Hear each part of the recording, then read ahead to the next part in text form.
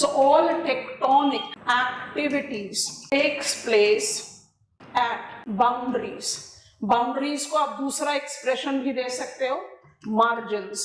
I don't have to repeat that we are talking about plate margins या plate boundaries. ठीक, तो किसी भी सीक्वेंस में आपका आंसर कंस्ट्रक्ट किया जाता है, बट मेरा जो सबसे पहला बाउंड्री है जो हम कंसिडर करना चाहते हैं उसको हम कहते हैं कन्वर्जिंग बाउंड्री। आपकी मदद से कल वाला फ्लो चार्ट इवेंचुअली दोबारा से बना लेंगे, क्योंकि उसको हम सब कैटेगराइज एक दूसरे तरीके से सब कैटेगराइज करेंगे, वो हमारी स्टडी को आगे ले जाएगा। कन्वर्जिंग बाउंड्री, पहला point, relates to deformation, so always relates to earthquake. ठीक है, ये भी रेपिटेशन चल रहा है, कल आपको बता दिया था। दूसरा, इट इंक्लूड्स टू सब टाइप्स, तो टू सब टाइप्स को यहां डाल देते हैं, सब टाइप्स में एडिशन करना है। एक को अब नाम थोड़ा सा चेंज कर रहे हैं, एक को हम बोल रहे हैं ओशियानिक कॉन्टिनेंटल, दूसरे को हम बोल रहे हैं ओशियानिक ओशियानिक। हम ओ सी लिख सकते हैं, आप एग्जामिनेशन में नहीं लिख सकते हो, आपको पूरा नाम लिखना है, because I have spoken to make you understand that O here is oceanic, C here is continent. Examiner को आप बोल कर नहीं समझाओगे, एग्जामिनर की फिर मर्जी होगी, वो उसका जो भी मतलब निकाले, तो आप ऐसे नहीं लिख सकते। ठीक है, ये दोनों किस तरह के होते हैं? डिस्ट्रक्टिव, थोड़ा और आसान हो गया। डिस्ट्रक्टिव का मतलब कन्वर्जेंस के साथ एग्जिस्टिंग क्रस्ट सबड्यूज होकर मेल्ट हो जाएगा, खत्म हो जाएगा। और दूसरा मेरा है कॉन्टिनेंट कॉन्टिनेंट कन्वर्जेंस, इसको क्या नाम बोलते हैं? कोलाइडिंग। अब इसी पर आपने एड ऑन कर लेना है, जहां कॉन्टिनेंट क्रस्ट है, wherever there is continent crust, तो मुझे कॉन्टिनेंट क्रस्ट इधर भी दिख रहा है और कॉन्टिनेंट क्रस्ट इधर भी दिख रहा है, तो स्टार मार्क कर दिया। So wherever there is continent crust, continent crust with converging boundary will result into fold mountains। ठीक है, अच्छा, इसके बाद जो फाइनल स्टेप हमें पिकअप करना है वो ये है, that only destructive boundary is volcanic prone और has volcanic activities। तो वुल्केनिज्म किस पर एप्लीकेबल नहीं है? दूसरा तरीका, किस पर एप्लीकेबल है? अब ये बोलने की तो जरूरत नहीं है ना, अब खुद से सोचो, अपने प्रॉम्प्ट्स से लर्न करने की कोशिश करता है, डायग्राम बाद में दिखाते हैं। मान लीजिए कि ब्लैक मार्कर है मेरा continental crust and white is oceanic crust. Continental crust और ओशियानिक क्रस्ट का कन्वर्जेंस हुआ, ये टर्म्स हम समझेंगे जब हम वोल्केनिज्म को डिटेल्स में पिकअप करेंगे। ध्यान से देखो, when they converge, compressional stress, जब कंप्रेशनल स्ट्रेस हो रहा है तो ये जो कन्वर्जेंस है उसका जो स्ट्रेस क्रिएटेड है वो तो फोल्डिंग में निकल रहा है, तो सबडक्शन शुरू नहीं होता जब तक आप अपनी एनर्जी को ईज आउट कर रहे हैं इन टर्म्स ऑफ फोल्डिंग। जब एकदम बकलिंग अप हो जाएगा तब आप सबड्यूस करना शुरू करोगे। आपने सबडक्शन शुरू किया, नोटिस करो कि दोनों क्रस्ट के बीच का पैसेज आपने बंद कर दिया, there is no passage, this will come up in details in volcanism. Subduction हुआ तो क्या हुआ? You have added to the molten rock material in earth's interiors, वो प्रेशराइज्ड इजेक्शन होगा। तो इस तरह के वोल्केनिज्म को हम क्या बोलते हैं? Subduction volcanoes. सबडक्शन वोल्केनोस कहां एक्सपीरियंस किए जा सकते हैं? कॉन्टिनेंटल क्रस्ट पर भी। अब इमेजिन करो ये दोनों ओशियानिक क्रस्ट है, पहुंच जाओ ओशन बॉटम पर, पहुंच गए, दोनों ही डेंसर क्रस्ट हैं। You are aware of younger and older crust, ridge पर आप नया क्रस्ट बना रहे हो और जो दो एग्जिस्टिंग क्रस्ट स्प्रेड कर रहे हैं तब तो रिज बन रहा है, तो ऑटोमेटिकली जो एग्जिस्ट कर रहा है वही तो स्प्रेड करेगा, दोनों ही डेंसर है। जब ओशियानिक ओशियानिक कन्वर्जेंस होता है तो एक ओशियानिक क्रस्ट सबड्यूज करता है, जब कॉन्टिनेंट कॉन्टिनेंट कन्वर्जेंस होता है तो कोई सबडक्शन नहीं होता, वो कोलाइड करता रहता है, because both of them are lighter density. तो जब सबडक्शन वुल्कैनो की बात होती है तो आप उसको कॉन्टिनेंट क्रस्ट पर भी अप्लाई करते हो। एक्चुअली माउंट फूजी शायद बड़ा पॉपुलर एग्जांपल है, या Mount Cotopaxi, they all are examples of subduction वुल्कैनो।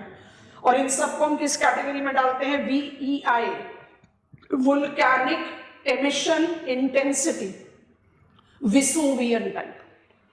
तो थोड़ा डिटेल्स आएगा हमारे स्टडी में, अभी हम बस टच करना चाहते हैं so that we come cover up plate tectonic theory completely. उसमें जो जो टेक्टोनिक डिटेल्स हैं वो हमारे सिलेबस में है, तो we can not go superficial, ठीक। सो जब आप वुल्कैनिज्म की बात कर रहे हो जो सेलेक्टिव हो जा रहा है, तो चाहे ओशियानिक कॉन्टिनेंट है चाहे ओशियानिक है, दोनों में क्या होगा? सबडक्शन वुल्कैन। सबडक्शन वोल्केनो जब ओशियानिक में होगा तो by default submarine feature create करेगा। अभी हम जियोमॉर्फोलॉजिस्ट हैं, अभी तो हम ओशियानोग्राफर नहीं है। जियोमॉर्फोलॉजिस्ट कौन से क्रस्ट से ज्यादा कंसर्न्ड है? Continental. Oceanographers are more concerned with oceanic crust. But tectonic theory तो कॉन्टिनेंटल क्रस्ट के साथ ओशियानिक क्रस्ट को भी कंसिडर करती है, तो इस तरह के केसेस को आंसर राइटिंग में मिस नहीं करना चाहिए।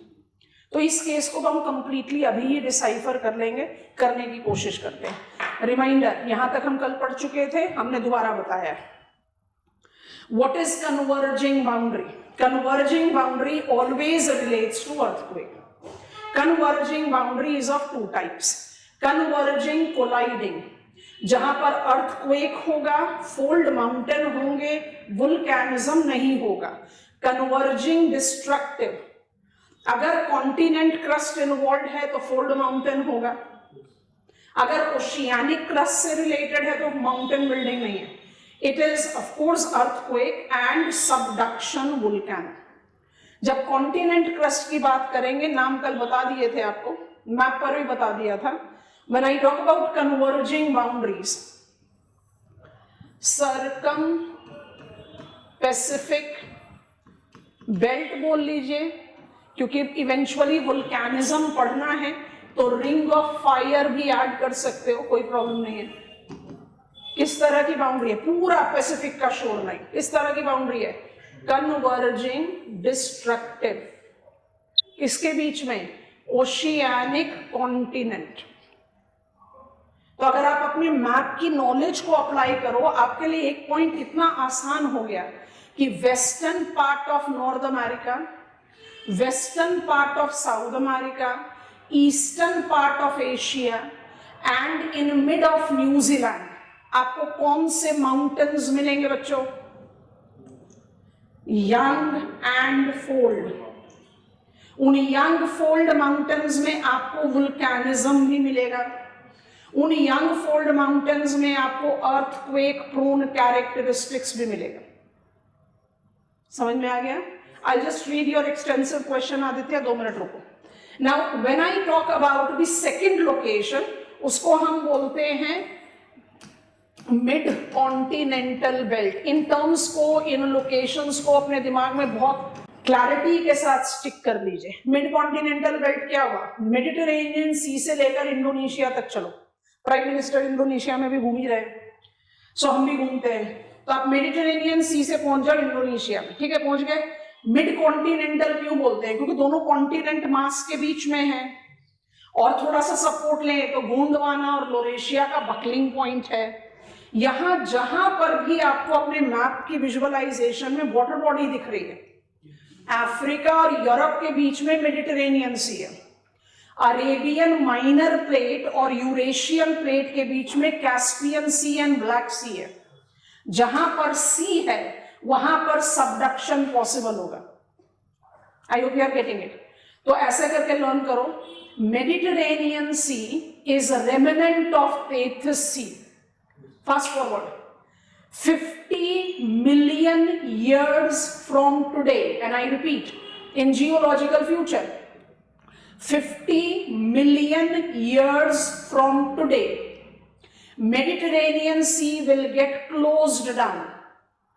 सबडक्शन के बाद खत्म हो जाएगा, अफ्रीका बकल अप कर जाएगा यूरोप से। उस समय इटली के बड़े पॉपुलर वोल्केनिक कोन्स हैं, Italian volcanic cones like Mount Etna, like Mount Sicily, है ना, these volcanic cones will become extinct, उनकी एक्टिविटी खत्म हो जाएगी क्योंकि मेडिटेरेनियन सी क्लोज हो गया। अब इसी में एक स्टार मार्क पॉइंटर ऐड करना है, Himalayan, and I just want to write it as belt, Himalayan belt. Part तो मिड कॉन्टिनेंटल बेल्ट का ही है, but it is continent continent convergence, इसलिए हिमालयाज में किसी भी तरीके का कोई भी वुल्केनिज्म नहीं है, नॉट इवन एक्सटिंक्ट कि पहले कभी एक्टिव था अब नहीं है, कोई ट्रेस नहीं है वुल्केनिक रॉक का। इसको आप बहुत तरीकों से एक्सप्लेन कर सकते हैं और हमें बड़ी सारी अपॉर्चुनिटी मिलेगी इसको लर्न करने के लिए। अभी के लिए Himalayas are part and parcel of mid continental belt, सिर्फ हिमालयाज एंड एक्चुअली कुछ और एक्सटेंशन है, आप अपनी हिस्ट्री में भी उनको पढ़ते हो, Hindu Kush, Suleiman, when you learn the ancient history, you do talk about that, how northwestern passes facilitated Central Asian invasion, आप वहां से जज करो। तो अप्लाई करते हैं हम, अगर आप Himalayas on map of world, Hindu Kush, Sulaiman, Kirthar, Hindu Kush Pakistan Afghanistan जाएगा, सुलेमान किरथर पाकिस्तान में ही रहेगा, दे आर स्मॉलर। तो अभी के लिए सिर्फ Himalayas. Himalayas makes example of colliding boundary, Himalaya से वेस्ट में जाइए, हिमालय से ईस्ट में जाइए, converging destructive, reason behind it will understand. Which are the two most important location, actually the macro perspective, the only locations of converging boundary. Circum-Pacific belt, कोई ifs and but नहीं है, convergence, destruction. Earthquake मिलेगा, young fold mountains मिलेंगे और subduction volcanoes दिखेंगे। Second, mid continental belt, subduction volcano, fold mountain, चाहे वो Atlas है, चाहे वो अल्पाइन है, चाहे वो अराकन योमा है, right, all of them, and we have volcanoes with them barring the exception of Himalayas. ठीक है, अब लास्ट के इसको पिकअप करना है, प्लेट टेक्टोनिक पर आंसर लिखोगे तो इसको छोड़ना नहीं, ये सिर्फ प्लेट टेक्टोनिक पढ़ रहे हो इसलिए इसको ऐड करोगे, नहीं तो अभी हम ओशियानिक क्रस्ट को जितना अवॉइड कर सकेंगे उतना अवॉइड करेंगे, नहीं तो मुश्किल होगी। अब आप लोग क्या करोगे, अपना physical map of world, actually खोलो पॉलिटिकल मैप ऑफ वर्ल्ड और साथ में नेचुरल हजार्ड वाला मैप। हम तब तक जरा फटाफट आदित्य का क्वेश्चन पढ़ लेते हैं। In case of oceanic continent, सोचो, खुद से सोचो। आदित्य मुझसे क्वेश्चन पूछ रहे हैं कि ओशियानिक कॉन्टिनेंट कन्वर्जेंस में ओशियानिक क्रस्ट सबड्यूज करता है, तो समझ में आ गया कि oceanic is denser. Oceanic crust में क्यों एक क्रस्ट सबड्यूज करेगा, जो ज्यादा डेंस होगा। ज्यादा डेंस कौन सा होता है, जो ओल्डर होता है। कॉन्टिनेंट हमेशा कोलाइडिंग होगा, ओशियानिक डिस्ट्रक्टिव होगा। आगे आप लोग मैप पर, हम भी अपना ये प्लेट मैप खोल देते हैं, हम आपको इसी पर समझाएंगे, हम वर्ल्ड मैप अभी ओपन नहीं करें। प्लेट मैप हमने ओपन कर दिया तो आप पॉलिटिकल मैप ऑफ वर्ल्ड खोल के रखो, इतना काम कर लेते हैं। And this is my map. एक लोकेशन तो पिकअप करना पड़ेगा ना, नहीं तो फिर काम नहीं बनेगा। माइनर प्लेट है, हमारे मैप पर डिमार्केटेड नहीं है, आपके स्कूल एटलस के मैप पर डिमार्केटेड है। तो आप चाहें तो अपना वो मैप भी खोलिए, पर सबसे पहले यहाँ देखिए साउथ अमेरिका, ये साउथ अमेरिकन टिप है, केप हॉर्न बोलते हैं इसको। इसके बिल्कुल साउथ में ये जो आपको प्रोजेक्टेड पेनिनसुला दिख रहा है ना, एंटार्क्टिका का जो ये पेनिनसुला आपको दिख रहा है, which is closest to the habited world. Antarctica is uninhabited continent. यहाँ पर पॉपुलेशन एग्जिस्ट नहीं करती। इसका नाम क्या है, अपने फिजिकल मैप पे लेबल कर लो, नाम नहीं लिखा हुआ है। It is Graham land peninsula. Antarctica और आर्कटिक ओशन धीरे धीरे हमारे स्टडी में बहुत आराम से आ जाएगा, जैसे जैसे इंफॉर्मेशन आती जा रही लेते जाते हैं। ठीक है, ग्राहम लैंड पेनिनसुला है। आप अपने पॉलिटिकल मैप ऑफ वर्ल्ड पर हो, आप अपने पॉलिटिकल मैप ऑफ वर्ल्ड पर हो, हम आपको लीड दे रहे हैं। हमारे पास ओल्डर प्रिंट है तो शायद हमारे पास नाम कुछ डिफरेंट होगा। आपको Graham land peninsula political map of world पे दिख गया, ये रहा ग्राहम लैंड, ये रहा साउथ अमेरिका। अब ना यहाँ इमेजिन करो कि साउथ अमेरिका के केप हॉर्न के पास में आपने अपना कंपास रखा है और आप इस तरह का एक आर्क क्रिएट कर रहे हैं, और इस आर्क में घूमते हुए आपको दिखाई दे रहा है South Shetland, South Orkney, South Sandwich, एक दो नाम तो जरूर लिखे हुए हैं। Yes, all of us.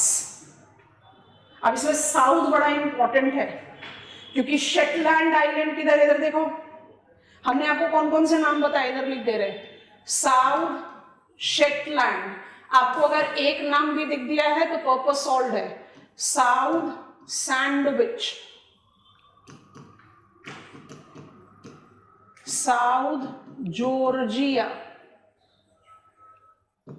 South Orkney. और इन आइलैंड्स का आर्क कैसे दिख रहा है, यहां I'll change my color, आपको अपने पॉलिटिकल मैप पे बहुत क्लियरली दिख रहा है, हम बस इसको डिमार्केट आउट कर रहे हैं, कुछ इस तरह से दिख रहा है, दिखा? अब जरा ऐसा करो, हमारे मैप पे तो क्लियरली दिखाई नहीं दे रहा।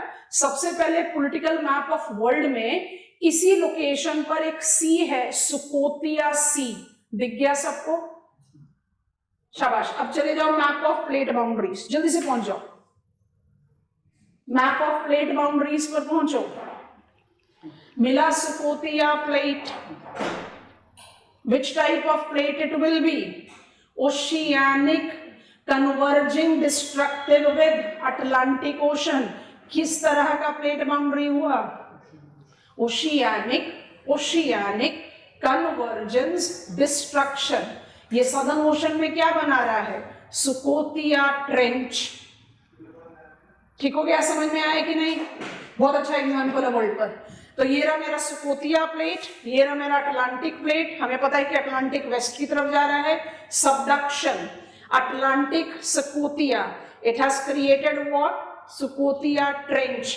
और सबडक्शन वोल्केनो, जिसने ये वोल्केनिक आइलैंड आर्क क्रिएट किया है। और इस वोल्केनिक आइलैंड आर्क के कौन कौन से कॉन्स्टिट्यूएंट है? Shetland, Orkney, Sandwich and Georgia. ये कितना इंपॉर्टेंट है, इसको मिस कर दिया तो अर्थ का अनर्थ हो जाएगा। सिर्फ एक एग्जाम्पल बताएंगे। अभी कोई भी पेज क्लोज नहीं करना है, पेंसिल रखो, फिंगर रखो और map of United kingdom, British islands पर पहुंचो।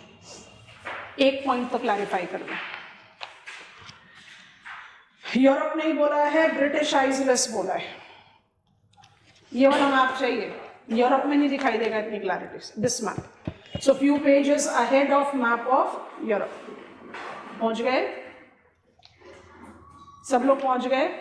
अब बस इसमें यहां पर थोड़ा सा नॉर्थ की तरफ ट्रैवल करो, राइट है। ये सबसे बड़ा आइलैंड है, एक ही सैंपल बहुत है। दिस आइलैंड, पहुंचे आप लोग? Are you reading its name? Shetland. आपको समझ में आ गया साउथ की क्या इंपॉर्टेंस है? हैव यू गॉट इट और not? South Shetland is in Southern Ocean. Shetland Island is part of British Isles. South को मिस नहीं कर सकते, ब्लंडर हो जाएगा, पोल्स अपार्ट। आपके जनरल स्टडीज प्रिलिमिनरी में ये क्वेश्चन पूछा गया था और काफी बड़ा बल्कि क्वेश्चन था look wise. And if I am recalling it correct, 2015 या 16 का प्रीलिम्स का पेपर है। हम पढ़ेंगे इसको बायोजियोग्राफी में। That polar bear have got carnivorous dietary habit. Why it do not feed on penguins? क्योंकि polar bear northern polar area में है और पेंगुइन्स सदर्न पोलर एरिया में। शेटलैंड नॉर्थ में है और साउथ शेटलैंड साउथ में है। They are poles apart. नाम सेम है लेकिन साउथ की इंपॉर्टेंस जस्टिफाइड हो गई। कोई ज्यादा नेम बर्डन नहीं है। Have you visualised it class? I am quickly attempting it on board. हमने ऑलमोस्ट बता ही दिया है, but if you are writing plate tectonic it is to be written. So थोड़ा सा इसको श्रिंक कर देते हैं। What is oceanic? Oceanic convergence, it's a destructive older oceanic crust subducts, Scotia and Atlantic relates to this type of boundary। अब सब कुछ ही यहाँ नाम रिपीटेड है तो बहुत आसान हो जाता है। It has created Scotia trench and island arc. Arc क्यों बोल रहे हैं? ऐसा कर्वेचर पर आइलैंड आ रहा है ना, जो southern tip of South America से लेकर ग्राहम लैंड तक एक्सटेंड कर रहा है। एक्चुअली वो बाउंड्री बना रहा है स्कोतिया सी का। उसमें कौन कौन से कॉन्स्टिट्यूएंट है? आज की डेट में सिर्फ एक नाम याद रखो, साउथ सैंडविच, काम खत्म। पर ये हमारे लिए इंपॉर्टेंट क्यों नहीं है? हमारे लिए as an we are geomorphologist right now सब कुछ तो सबमरीन है। आइलैंड भी आप सबमरीन टोपोग्राफी में ही पिकअप करते हो, बट प्लेट टेक्टोनिक लिखोगे और इसको छोड़ दोगे तो फिर कहीं कुछ इनकम्प्लीट छूट जाएगा। Comfortable all of you? पहला plate, locations to remember, circum Pacific, mid continental. दूसरा प्लेट बाउंड्री। तो पहले ट्रू फॉल्स बता दो, आप लोग तो क्लियर बोलोगे ट्रू फॉल्स, आप लोग टी और एफ लिखोगे जल्दी से। सोचना, जब हम सोचने के लिए बोलते हैं तो विजुअलाइज करो जब हम क्वेश्चन बोल रहे हैं। All converging boundaries are not destructive, but all destructive boundaries are converging. Is my statement true or it is false? जवाब जवाब। गुड मानसी, गुड श्रुति, गुड शुदा, शाबाश आशीष। और किसने आंसर दिया? गुड दिव्या, थप्पड़ आदित्य। इतने आसान क्वेश्चन का भी गलत आंसर दोगे। Good Tandrima and good Anvisha. True. देखो इधर, all converging boundaries are not destructive, colliding भी तो है, but all destructive boundary is converging. आप किसको बोलते हैं डिस्ट्रक्टिव? जहां पर एग्जिस्टिंग क्रस्ट डिस्ट्रक्ट हो जाए। Simple logic. अब आ जाओ डाइवर्जिंग पर। एक स्टेटमेंट फिर से बोलते हैं, all diverging boundaries are not constructive, but all constructive boundaries are diverging. All diverging boundaries are not constructive. यहाँ डिस्ट्रक्शन हो रहा है तो कहीं तो कंस्ट्रक्शन होगा।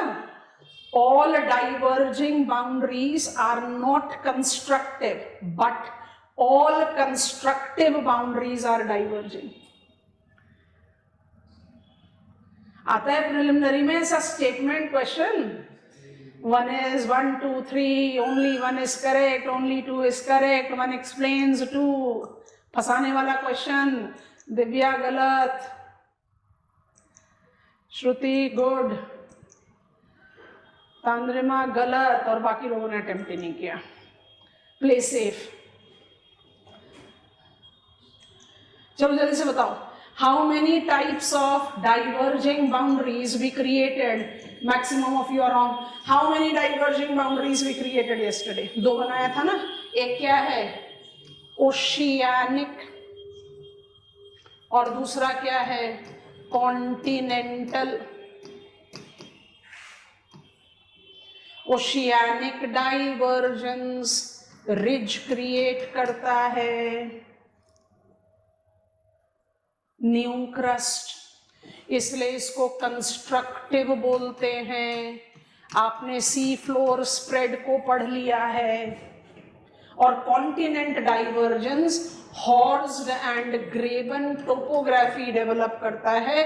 ये कंस्ट्रक्टिव थोड़े ना है, ये रिलीफ इवॉल्व कर रहा है, not constructive.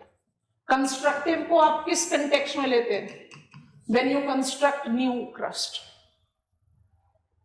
All divergence is not constructive, but all constructive is divergence. Correct. Continent divergence होगा तो हॉर्स्ड एंड ग्रेवन टोपोग्राफी बनेगा। ओशियानिक डाइवर्जेंस होगा तो नया क्रस्ट बनेगा, रिजेस बनेंगे। और इसका एग्जाम्पल आपको बता दिया। अभी हमें ओशियानोग्राफी नहीं पढ़ना है, तो ओशियानिक डाइवर्जेंस का सबसे बड़ा एग्जाम्पल मिड अटलांटिक रिज है। अभी के लिए आप सिर्फ इसको सैंपल में रखो, बाकी जितने रिजेस हैं, जब आप फिजिकल मैप ऑफ वर्ल्ड देखते हैं तो आपको दिखाई देता है कि पैसिफिक में भी बड़े सारे शेड्स ऑफ, ब्लू हैं, अटलांटिक में भी हैं, इंडियन ओशन में भी है, वो सब हम पढ़ेंगे, सबमरीन टोपोग्राफी एंड ओशियानोग्राफी। तो अभी अपना बर्डन थोड़ा कम ही रखते हैं। तो एक सैंपल दिया मिड अटलांटिक, और जब आप कॉन्टिनेंट डाइवर्जेंस की बात करते हो तो हम टेंशनल स्ट्रेस, इसके डाइवर्जेंस की बात कर रहे हैं। और मेरे पास कौन सा एग्जाम्पल है, दोनों एग्जाम्पल, नूबियन, अब देखो ये माइनर प्लेट्स आते जा रहे हैं, नूबियन डाइवर्जिंग फ्रॉम सोमालिया, ये दोनों किस प्लेट के हिस्से हैं, अफ्रीकन, एंड अरेबिया, अरेबिया फिर से एक माइनर प्लेट हो गया, डाइवर्ज्ड फ्रॉम अफ्रीका। तो छोटे एग्जाम्पल है, कन्वर्जेंस के मैप ऑफ वर्ल्ड में बड़े बड़े एग्जाम्पल्स हैं। इसलिए आइडियली हम एडवाइस करते हैं, जो हमारे पास क्वेश्चन पूछा गया PYQ में, compare and contrast different types of plate boundary, कि आप कन्वर्जिंग से शुरू करो, because converging gives you more scope as geomorphologist. Divergence का तो छोटा छोटा एग्जाम्पल्स हो गया ना। अब हम जरा मैप खोल रहे हैं, कल भी आपको दिखाया था, दोबारा से दिखाएंगे थोड़ा सा डिटेल्स के साथ, so you have to understand it. I'll continue with yesterday's map itself. इस पर हमने कल क्लास खत्म की थी। सोमाली प्लेट, इसको थोड़ा जूम कर दें, नाम दिख जाए, ग्रेट अफ्रीकन रिफ्ट वैली की डिटेल्स को as lakes and etcetera will be learning gradually. Somalian plate दिख रहा है, नूबियन प्लेट दिख रहा है। Somalian and Nubian plate are examples of African plate का सब डिवाइड, ठीक है। They are diverging away from each other, तो बिगिनिंग ऑफ रिफ्ट है, उस बिगिनिंग ऑफ रिफ्ट में रिफ्ट कॉमन है। जब भी रिफ्ट होगा तो ऑटोमेटिकली रिलेटिवली एलिवेटेड रीजन्स होगा जो छोटे हैं। तो आपको आपके फिजिकल मैप में मितुंगा और उचिंगा माउंटेन्स दिख रहे हैं, they are along Great African Rift Valley, ठीक। सो ये मेरा सोमालिया एंड नूबियन प्लेट का डाइवर्जेंस है, ग्रेट अफ्रीकन रिफ्ट वैली। उससे थोड़ा ज्यादा इलाबोरेट है Arabian plate, away, it has parted away. Once upon a time it was completely attached with Africa, अब बिल्कुल part away हो गया।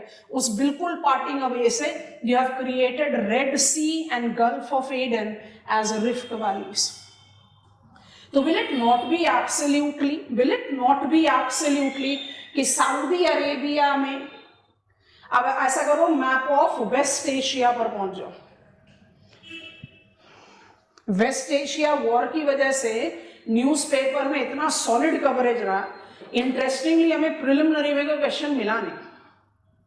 हमने बड़ी शिद्दत से बहुत डिटेल से पढ़ाया था प्रिलिम से पहले वेस्ट एशिया, ये एरियाज है जो याद रखो, क्योंकि शुरुआत हुई किससे, इजराइल पैलेस्टीन, तो वो एरिया भी बड़ा इंपॉर्टेंट था।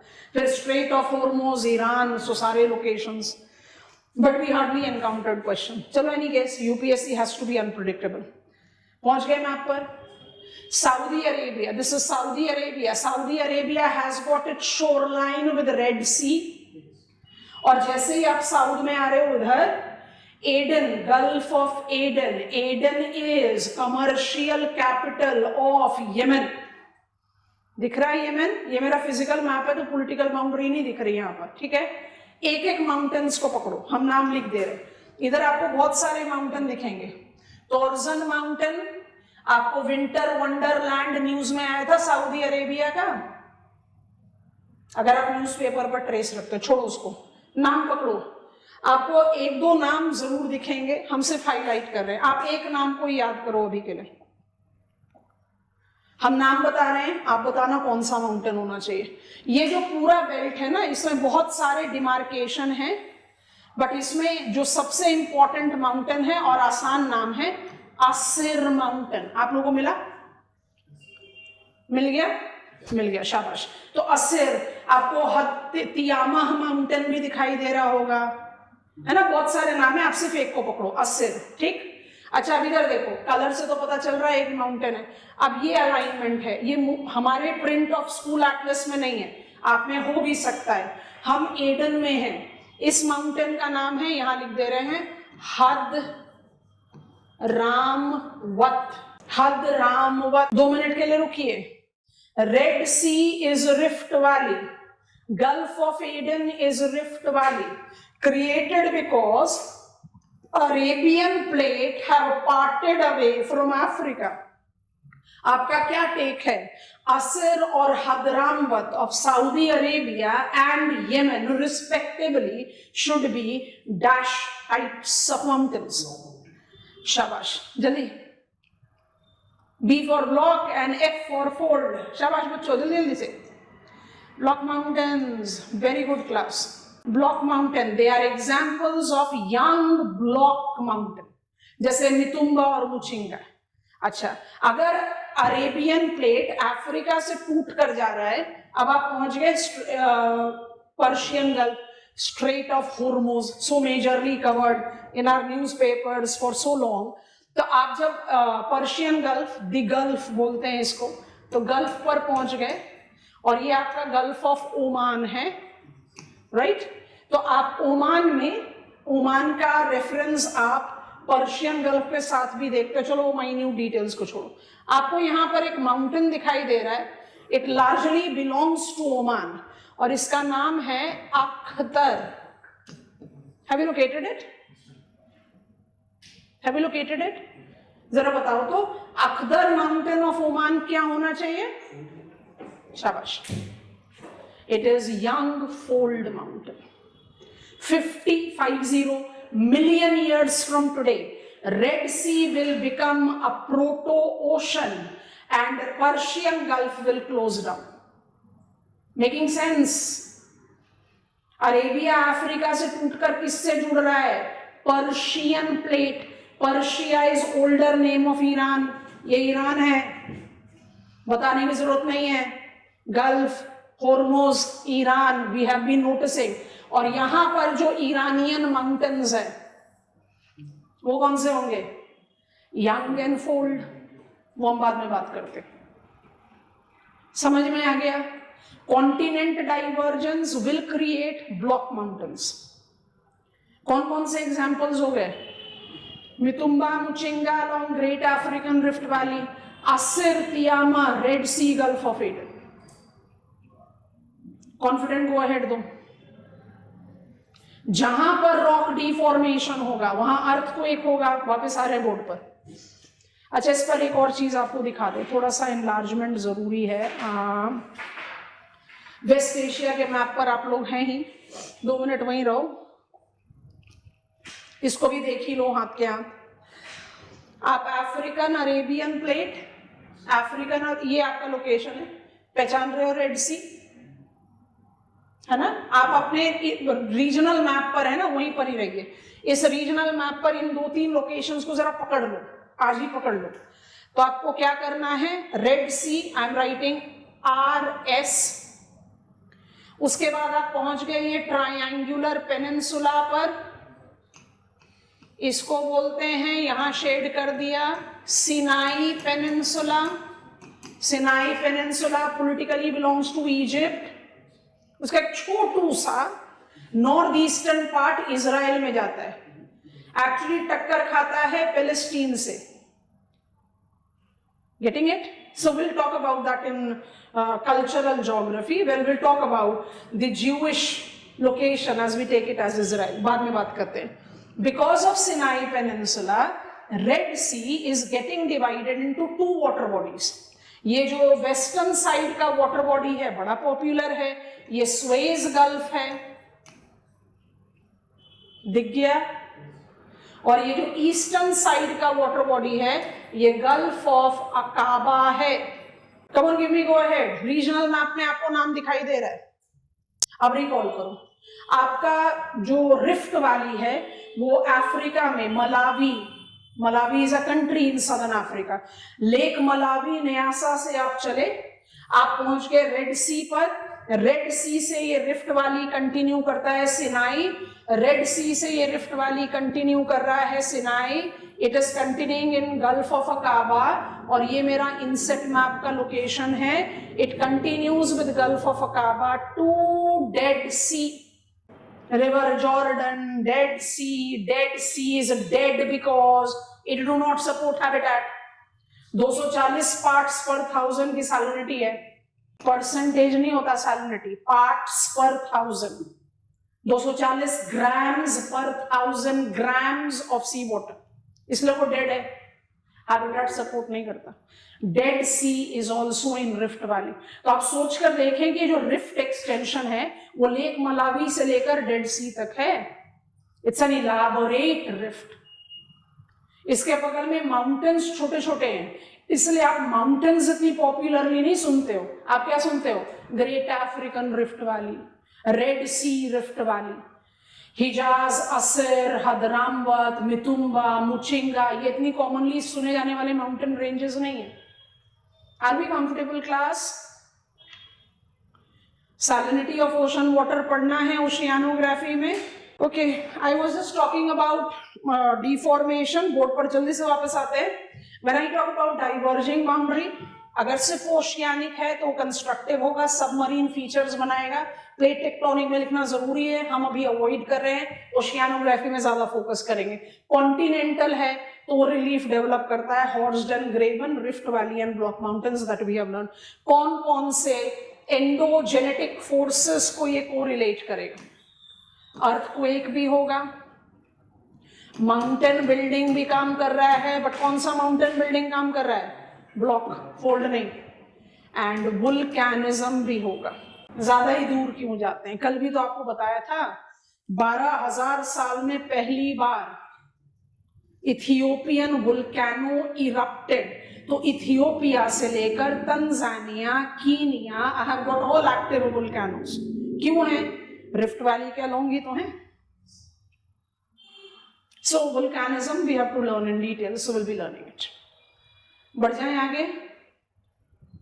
What is the third type of boundary? अब यहाँ से हमारा एडिशन शुरू होएगा, क्योंकि आप एनसीईआरटी में ये टर्म पढ़ोगे तो हमने इसको मेंटेन किया है, लेकिन हम इसको चेंज करना है। पर शुरू करने के लिए, transform boundary was given to us by Tuzo Wilson. Tuzo Wilson is identified to be the scholar, Canadian scholar, जिन्होंने हमें प्लेट टेक्टोनिक टर्म दिया, प्लेट टर्म दिया। तो प्लेट टेक्टोनिक थियरी हम किसको क्रेडिट करते हैं? एक स्कॉलर को नहीं, बट प्लेट टेक्टोनिक टर्म किसने दिया? तो टूजो विल्सन ने। टूजो विल्सन जब वेस्टर्न कॉर्डिलेरास क्या है? Young fold mountains of North America. जब वेस्टर्न कॉर्डिलेरास को स्टडी कर रहे थे तो उन्होंने पाया कि वो circum Pacific ring of fire का हिस्सा है, तो वहां तो सारे फोल्ड माउंटेन होने चाहिए। बट ही encountered, yes all of us, Great Basin and वाशटाच। रिकॉल्ड? क्या है सेरा नेवेदा? क्या है वाशटाच? ब्लॉक माउंटेन्स है। पर ये बाउंड्री तो कन्वर्जिंग डिस्ट्रक्टिव है। यहां पर किस तरह से हॉर्स ग्रेवन टोपोग्राफी है? देन ही कंक्लूडेड कि we have, Tuzo Wilson, we have California and North America का slide pasting movement. Slide pasting movement में डिफॉर्मेशन होगा तो अर्थक्वेक प्रोन है। स्लाइड पास्टिंग मूवमेंट में माउंटेन बिल्डिंग हो रहा है, हॉर्स ग्रेवन टोपोग्राफी, और स्लाइड पास्टिंग मूवमेंट में वुल्केनिज्म भी है। Will be learning it, be identified as Mount Whitney of United States of America. तो अभी पर्पसफुली नाम नहीं ले रहे। तो तीनों तरीके के एंडोजेनेटिक फोर्स यहां पर एप्लीकेबल होंगे, ठीक है। Once I take that into account, it was being referred, the term that was given to us by Tuzo Wilson, theory की compilation कब हुई है? 1968. He gave us the term transform boundary. ठीक है, अच्छा, अब हमें ओपन करना है। So I have given you all the major boundaries, और आप कल का अपना फ्लो चार्ट खोल लीजिए। हमने ऑलमोस्ट सेपरेट करके आपको सब कुछ बता दिया है। एक कंटेम्प्रेरी इंफॉर्मेशन ऐड कर देंगे। Before that I am quickly repeating, as per, हम जानबूझकर कुछ दूसरा बोल रहे हैं, as per the original theory, original what? Plate tectonic. There are 3 types of boundaries identified: converging, diverging, transform, generating tectonic activities at the boundary. ठीक है, अच्छा, इसी पर, इसी कन्वेंशनल डोमेन में इस चीज को नोटिस कर लो। अपनी प्लेट बाउंड्री मैप खोल सकते हो। I want to zoom this part. Abhi recently, one of the very unique earthquake incidents we have experienced, and devastating one, in Venezuela. Normally जब हम अर्थक्वेक की स्टडी डिटेल्स में pickup करेंगे, normally जब हम अर्थक्वेक की बात करते हैं तो हम कहते हैं 4 shocks, main shock and after shock. Prior to plate tectonic theory हम अर्थक्वेक को इलास्टिक रीबाउंड अप्रोच में बताते थे कि आपने किसी भी क्रस्ट को ब्रेक किया या डिफॉर्म किया तो अपनी जगह पर एडजस्ट करने के लिए थोड़ा सा समय लगाएगा. तो जिस समय वो बिल्कुल ब्रेक हुआ या मेजरली डिफॉर्म हुआ तो मैसिव एनर्जी रिलीज करेगा, that will create the main quake. और उसका वो इलास्टिकली रीबाउंड कर रहा है अपनी नई जगह पर, तो there will be minor shocks that will follow. हम उसको आफ्टर शॉक्स बोलते हैं. बट वेनेजुएला में भी experienced double earthquake of almost similar magnitude 7.2, 7.4. उसके पीछे का रीजन ध्यान से देखो. आपको Venezuelan boundary, south American plate, Caribbean plate, अब एक और माइनर प्लेट आ गया हमारे रेडार पर, करीबियन प्लेट. जूम आउट कर रहे हैं, आपको अपने मैप में दिख रहा है Caribbean? Caribbean plate is a minor plate of Atlantic ocean. Got it? अब इसके साथ बस इसको कंपेयर कर लो. बोकोनो फॉल्ट इज द रीजन. कौन सा फॉल्ट होगा? कंप्रेशनल स्ट्रेस लग रहा है बट फॉल्टिंग है. Thrust fault. नाम लिखेंगे, अपने मैप पर लिखिए. ये आपका करीबियन प्लेट है, ये आपका साउथ अमेरिकन प्लेट है. Bocono fault led to a Venezuelan earthquake. कहां पर है fault? Converging boundary between Caribbean and South American plates. ये कंटेम्प्रेरी एज कर दिया. तो जब भी आप कुछ इस तरह के न्यूज आइटम्स रेफर करेंगे जिसमें कहीं कोई प्लेट बाउंड्री रेफरेंस होगा, आप उसको बाय डिफॉल्ट अपने प्लेट टेक्टोनिक के पेजेस पर ऐड ऑन करेंगे. ये काम आपको हमेशा करते रहना. Is that done? अब हम 1968 से मिड 70s में चले गए. हम चले गए 1975. प्लेट टेक्टोनिक थ्योरी क्या बोल रहा है? आज हमने जानबूझकर उसी स्टेटमेंट से शुरुआत की.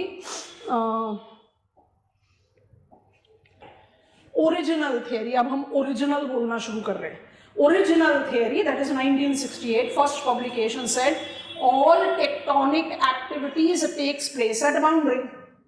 How many types of boundary are there? 3. कहां कहां पर ये बाउंड्रीज हैं वो भी हमें पता चल गया. सरकम पैसिफिक है, मिड कॉन्टिनेंटल है, mid Atlantic, mid Indian ocean है. You have got East Africa, western Arabia, है ना, and slide pasting California with rest of North America. ये सब हमें पता चल गया. पर मिड 70s तक आते आते we had more clarity about tectonic activities. कैसी क्लैरिटी?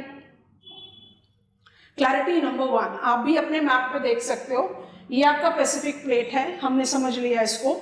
ये मेरा नॉर्थ अमेरिकन प्लेट है. माइनर प्लेट की भी बात करें तो कोकोस प्लेट यहां पर है. और जस्ट नोटिस दिस, हम कोई जूम इन जूम आउट नहीं करना चाहते. दिस इज है ये छोटा सा ग्रुप ऑफ आइलैंड दिख रहा है, इसको बोलते हैं Hawaiian islands, politically part of United States of America. क्या आपको दिखाई दे रहा है? वोल्केनिक आइलैंड्स हैं. 70 मिलियन ईयर्स से यहां पर कंसिस्टेंट वोल्केनिज्म चल रहा है. ये तो किसी प्लेट बाउंड्री पर है ही नहीं. Are you getting it, class? Is it at any plate boundary? Original theory के हिसाब से ना, it is not there. Are you getting it? Yes, no, जल्दी से बताओ. Yes. अब एक और इमेज देखो. हवाईयन आइलैंड एक केस हुआ, दूसरा केस इधर है. जल्दी से मदद कर देना, इसलिए हमने आपको कहा एक सैंपल पकड़ कर चलते हैं. ये आपका क्या है? Atlantic ridge. ये किस चीज का एग्जाम्पल है? Active divergence. है ना, सबसे प्रोमिनेंट एग्जाम्पल कंस्ट्रक्टिव बाउंड्री का। Agreed all of us? अब जरा अपने आंखों पर जोर डालो और ओशंस वाला मैप खोलो जो हमने कल भी खोला था। अटलांटिक ओशन पर कंसंट्रेट करना, हमने भी वही मैप खोल रखा है। Have you reached the oceans map? Have you reached Atlantic Ocean? Yes, all of us? यहां दिख रहा है southern ridge of Atlantic ocean को चैलेंजर बोलते हैं, आपको नाम मिल गया। अब जरा इधर देखो ध्यान से, हम जो लीड दे रहे हैं उस लीड के हिसाब से बस नोटिस करना। आपको ये रिज अपने मैप पर दिखाई दे रहा है, इसका नाम है Walvis. Have you found it class? Walvis ridge जो है वो near perpendicular to Challenger ridge है। Have you got it? Ridge की फॉर्मेशन किसको रिप्रेजेंट करती है? कंस्ट्रक्शन को। ओरिजिनल थ्योरी तो बोल रही थी कि कंस्ट्रक्शन माने डाइवर्जेंस होना चाहिए, यहां तो कोई डाइवर्जेंस दिख ही नहीं रहा। Are you getting it? Hawaiian islands original theory में गायब। 70 मिलियन ईयर से वहां लगातार वोल्केनिक एक्टिविटी चल रही है। ओरिजिनल थ्योरी उसके बारे में कुछ नहीं बोल रही, क्योंकि ओरिजिनल थ्योरी क्या बोलती है? All tectonic forces are at plate boundary.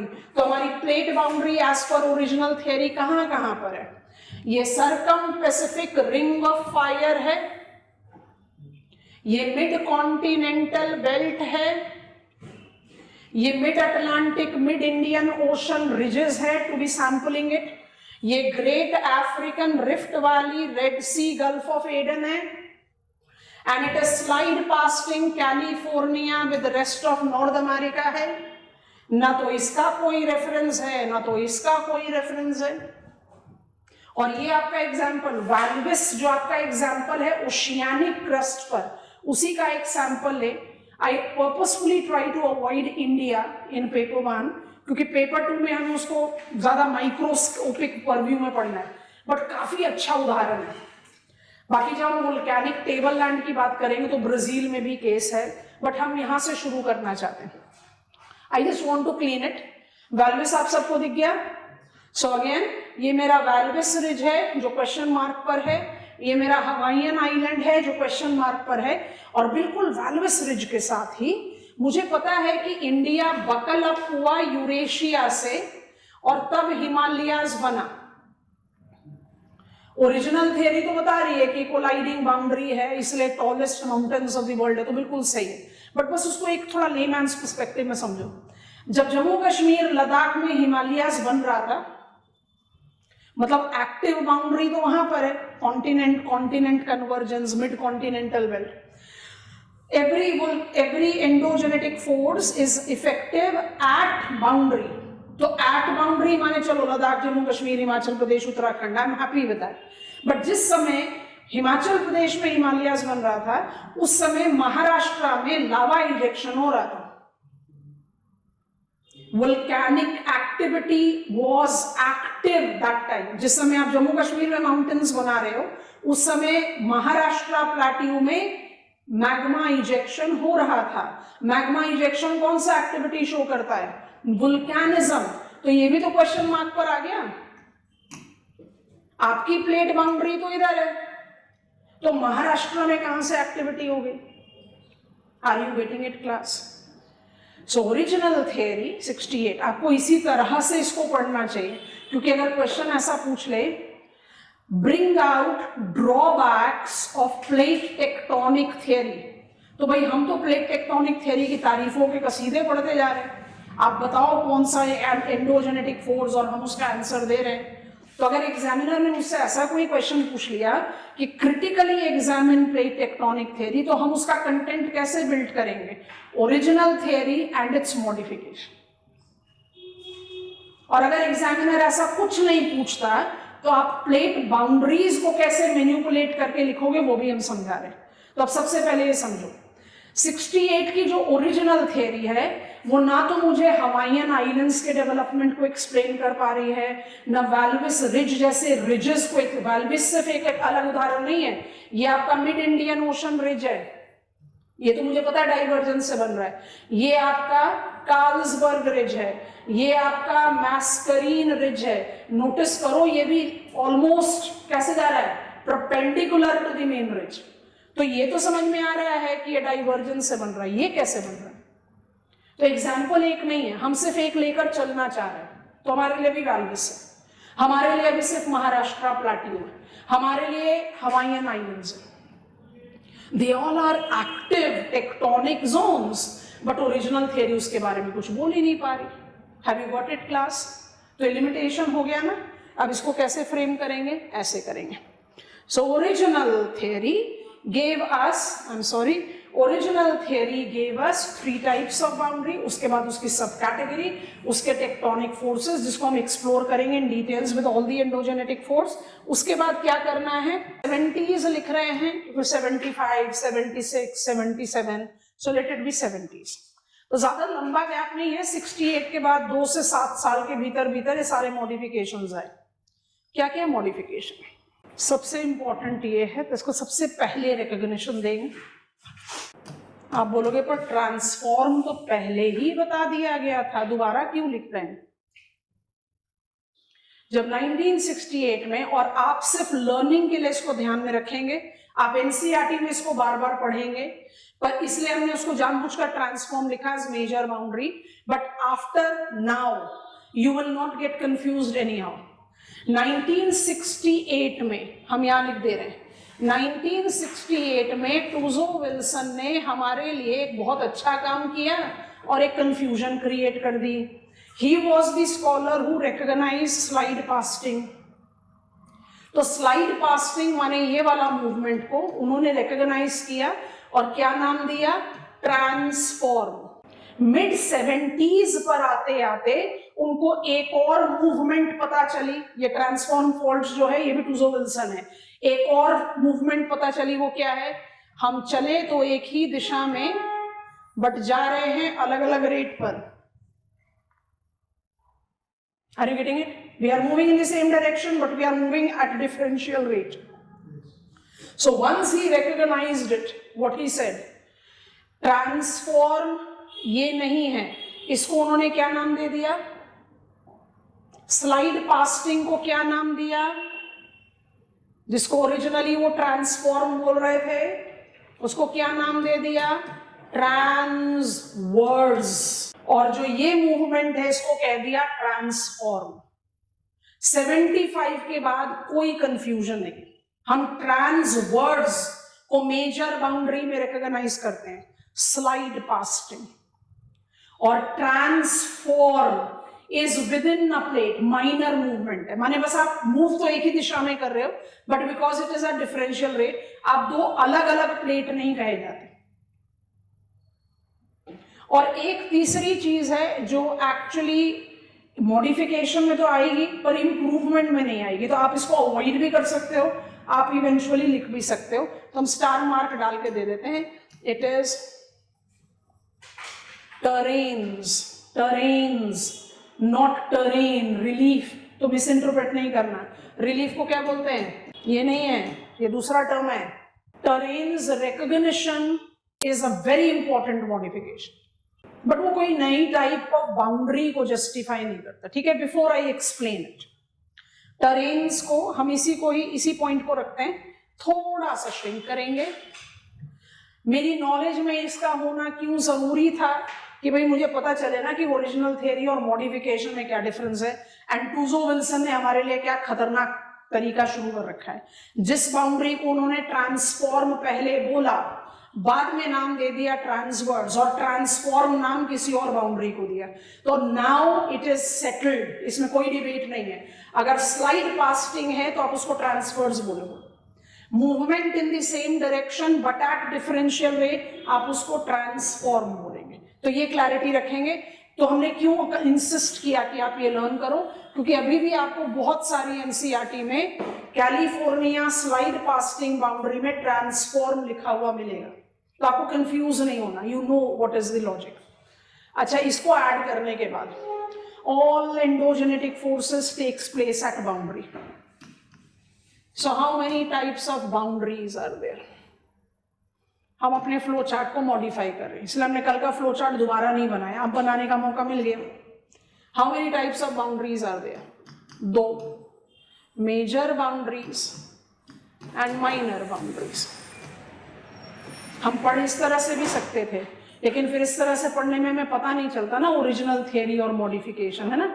Major कौन कौन से हो गए? कन्वर्जिंग, डाइवर्जिंग, और अब यहां क्या नाम लिख देंगे? ट्रांसवर्स। Got it class? इसमें कन्वर्जिंग में ही हम टरेन्स को ऐड कर देंगे, इसलिए हम टरेन्स को अलग से रिकॉग्निशन दे चाहे ना दे वो हमारी मर्जी, अभी हम एक्सप्लेन कर देंगे तो आप अपने आप कंफर्टेबल हो जाएंगे।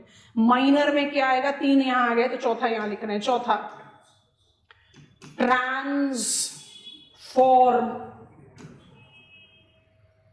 ठीक है। 5वां hotspots. You got it class? ये होता है कंटेंट एनरिचमेंट। नहीं शुभा, आप अब जो भी प्लेट बाउंड्री लिखोगे, कैलिफोर्निया इज ट्रांसवर्स, आप ट्रांसफॉर्म नहीं लिखोगे। Even if you are writing answer only on major, then also you will write it as transverse. हमने इंसिस्ट किया था ना 68 का classification, so we had to learn कि टूजो विल्सन ने पहले ट्रांसवर्स बाउंड्री को ट्रांसफॉर्म बोला, इसलिए मुझे बहुत सारे टेक्स्ट में वो नाम मिलेगा। तो हम अगर उसको एकदम स्ट्रिक्टली क्लासिफाई कर दे तो फिर हम रीडिंग में कंफ्यूजन एनकाउंटर करेंगे ना, तो इसलिए हमने उसको क्लैरिफाई कर। अब आप कोई कंफ्यूजन में नहीं पड़ोगे। Slide pasting is transverse, movement in same direction at differential rate is transform. Transform बहुत आसान है, इसलिए पहले उसको लिख दिया, फिर हॉटस्पॉट पर आ जाते हैं, फिर टरेन को ऐड करेंगे। यहां तक सब कंफर्टेबल है? मान लो ना कि ऐसा क्वेश्चन मिल जाए, critically examine plate tectonic theory, identify the limitation of plate tectonic theory and it's improvement, तो ये बड़ी मदद कर देगा ना ये।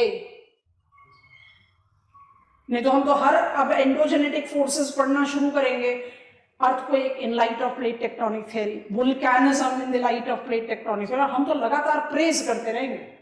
You have got all the answers from plate tectonic theory, because for us plate tectonic theory is this. तो इसको कहते हैं लॉजिकल लर्निंग, कि कुछ कमियां थी उसको हमने ऐड ऑन किया, पर ये भी थियरी का ही एनरिचमेंट है। शुरू करें। ट्रांसफॉर्म, दोबारा से मैप पर आ जाते हैं।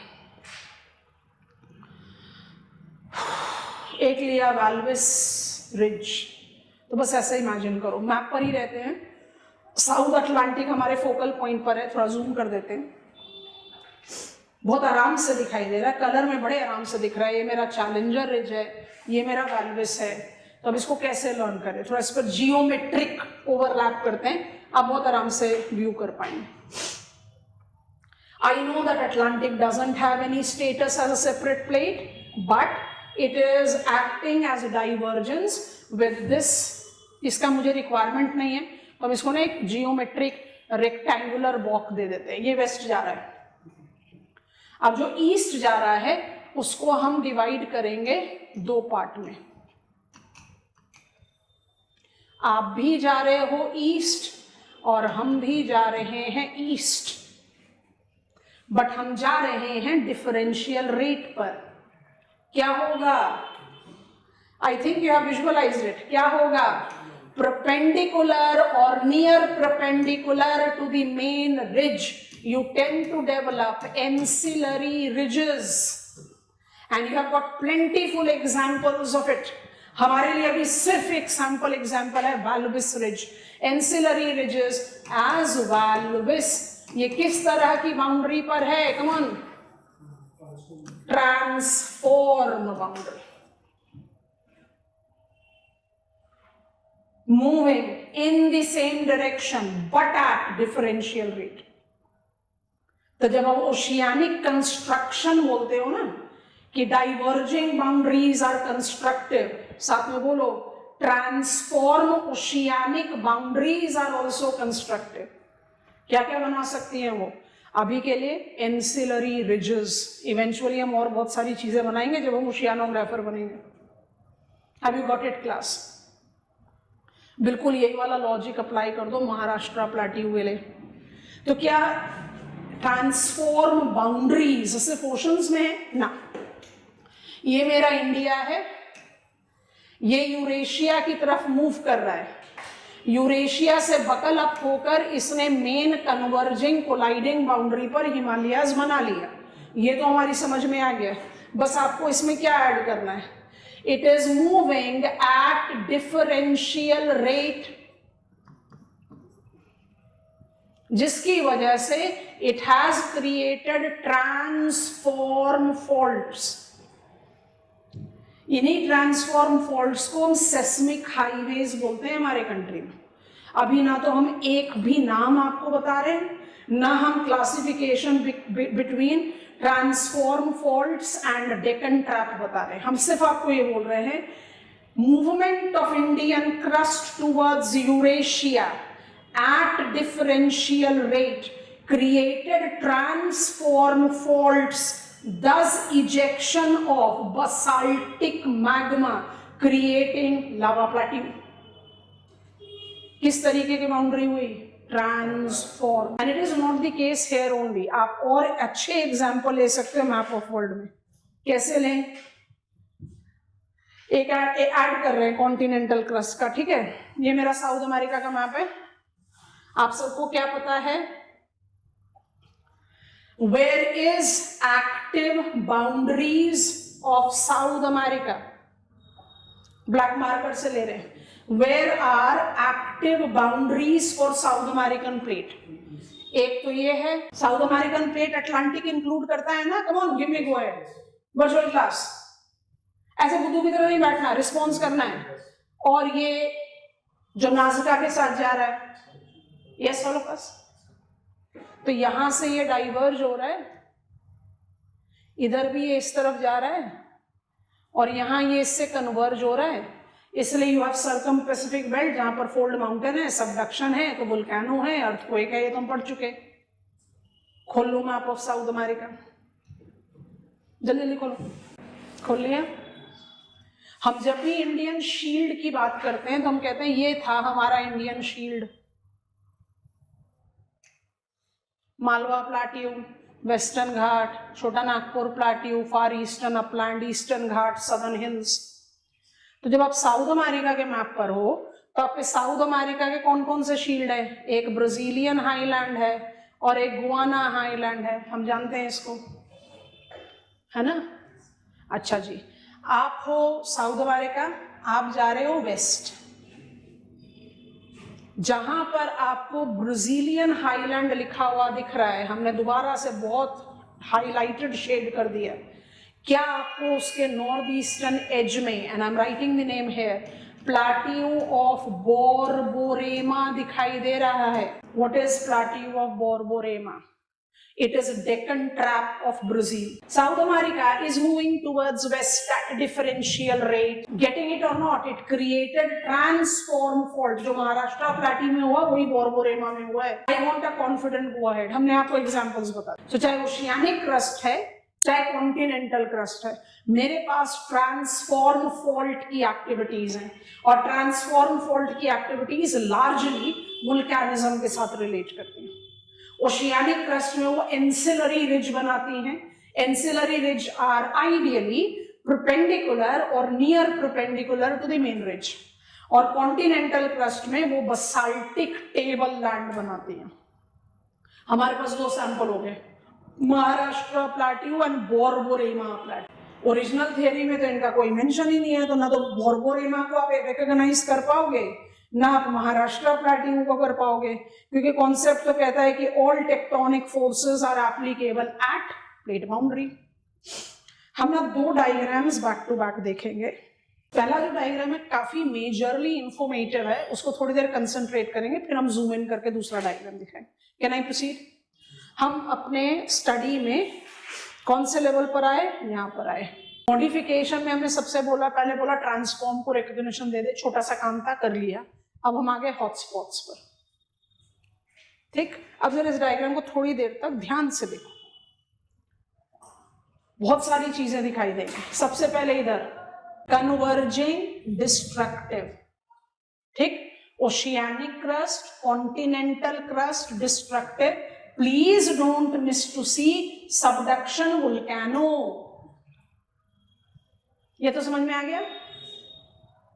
अच्छा जी, मेरा ओशियानिक क्रस्ट कॉन्टिनेंट क्रस्ट से कन्वर्ज कर रहा है, ओशियानिक क्रस्ट सबड्यूस कर रहा है, कॉन्टिनेंटल क्रस्ट पर वो सबडक्शन वोल्केनो जनरेट कर रहा है। ठीक, इसको छोड़ दिया। अब ओशियानिक क्रस्ट पर आ गए, इधर आ गए। मेरा ओशियानिक क्रस्ट स्प्रेड कर रहा है। जब वो स्प्रेड करता है तो क्या करता है, थोड़ा सा ओवरराइट करते हैं, इसको थोड़ा सा जूम इन करते हैं। सबडक्शन आपको समझा दिया, अब आपको यहां आराम से समझ में आएगा, थोड़ा ध्यान से देखते जाना। पहली चीज जो हम पढ़ चुके हैं, हम क्या पढ़ चुके हैं, ओरिजिनल थियरी ने मुझे बताया कि जब एक्टिव डाइवर्जेंस ओशियानिक क्रस्ट में हो, जो मुझे दिख रहा है कि ओशियानिक क्रस्ट है, then it tends to develop ridge. दिख रहा है रिज? क्यों? क्योंकि आप मैग्मा के लिए पैसेज बना रहे हो, बाहर निकलता जाएगा, आपको ये रिज दिखाई दे रहे हैं। ठीक, अब बस आप इसको 3 डायमेंशनल लुक में एक बार थोड़ा ध्यान से देख लो। आप इधर जा रहे हो, हम भी इधर जा रहे हैं, बट अगर हम डिफरेंशियल रेट से जाएंगे, आपको दिख गया हम आपको क्या दिखाना चाह रहे हैं? Are you noticing class? What is this? Transform fault.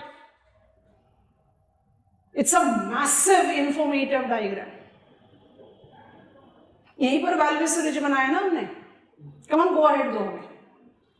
तो ये मॉडिफिकेशन आया। ये ओरिजिनल थियरी क्या बोल रहा है, आप यहां से डाइवर्ज करो, इधर जाके कन्वर्ज करो, सबडक्शन वोल्केनो बना लो, वो हम समझ गए। कंफर्टेबल? ट्रांसफॉर्म भी दिख गया, दोनों जगह दिख रहा है, इधर भी दिख रहा है, इधर भी दिख रहा है, ट्रांसफॉर्म इधर है। अब थोड़ा ध्यान से देखो, एक और चीज, बहुत इंपॉर्टेंट चीज, this part of the figure don't miss to read. ये प्लेट 1 है, ये प्लेट 2 है। प्लेट 1 इधर जा रहा है, प्लेट 2 इधर जा रहा है, और ये जो इधर गया प्लेट, वो प्लेट 3 के साथ कन्वर्ज करके सबड्यूज हो गया। ठीक है, अब जरा कंसंट्रेट करो प्लेट 2 पर, सिर्फ प्लेट 2 पर। ये मेरा प्लेट 2 है। हमने अभी तक क्या पढ़ा, ये डाइवर्जेंस से चलता हुआ कन्वर्ज करेगा और फिर सबड्यूज कर जाएगा, यही पढ़ा ना। अब जरा इस पार्ट को ध्यान से देखो और बहुत ध्यान से नोटिस करो दो चीजें। As oceanic crust, plate number 2 in our diagram, tends to transit over hot spot। अभी हम डेफिनेशन बता रहे हैं। ये मूवमेंट इधर ही है, ये कहीं नहीं जा रहा, बस ये मूव कर रहा है।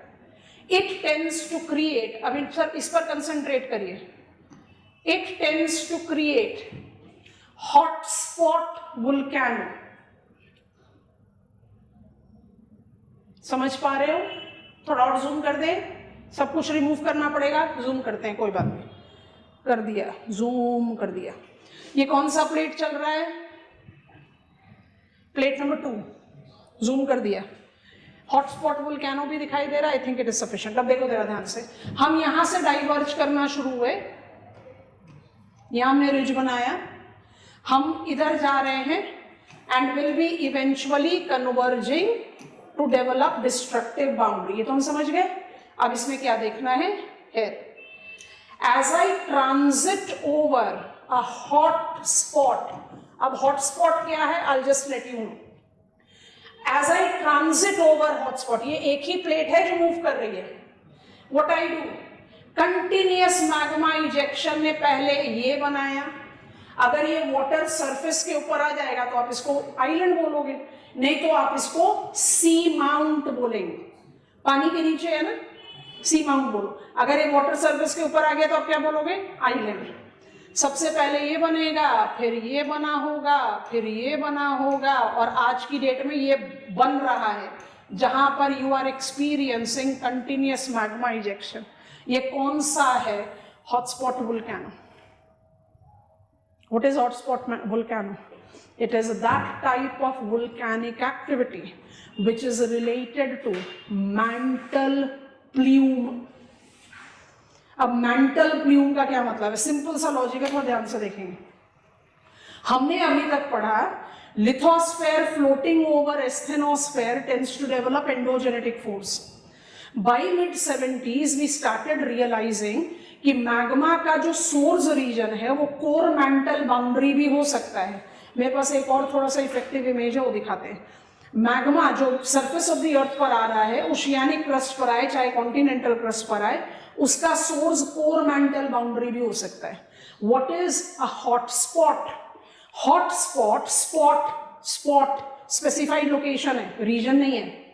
Hot spot is that localised spot of continuous magma ejection which is linked to core mantle boundary। माने उसका डेप्थ कितना हो सकता है? 2900 किलोमीटर। इस डायग्राम को देखो,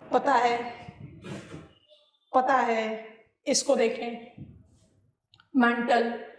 मैंटल प्ल्यूम, हॉट स्पॉट। अगर यहां से कंटिन्यूअस मैग्मा इजेक्शन होता रहेगा और प्लेट ऐसे ट्रांजिट कर रहा है तो क्या क्रिएट कर देगा? Chain of islands, long lived hotspots. Hotspots क्या होते हैं? They are mantle plume, they are spots that are connected to the warmer interiors, जहां से लगातार मैग्मा इजेक्ट होता रहे। अगर उसके ऊपर प्लेट की मूवमेंट नहीं है तो एक आइलैंड बन जाएगा। अगर उसके ऊपर प्लेट ट्रांजिट करेगा तो it will create chain of volcanic islands. They are called hot spot volcanic islands. और वर्ल्ड का सबसे लॉन्ग लिव्ड, अभी तक भी एक्टिव है, हवाईयन हॉटस्पॉट आइलैंड है। और हवाईयन हॉटस्पॉट आइलैंड कैसे दिखता है? ऐसा दिखता है। हम आपको दोनों ही इमेजेस दिखा देते हैं। ये देखो, पहले तो ग्लोब को देखो। हवाईयन आइलैंड्स, एम्परर सी माउंट, अलूशियन। मैप दिखाई दे रहा है? ग्लोब को जूम इन कर देते हैं। आप पहचान पा रहे हो वर्ल्ड के मैप में कहां पर हो? ये आपको अलूशियन आइलैंड्स दिखाई दे रहे हैं। किसका हिस्सा है? North America, USA. These are Aleutian Islands।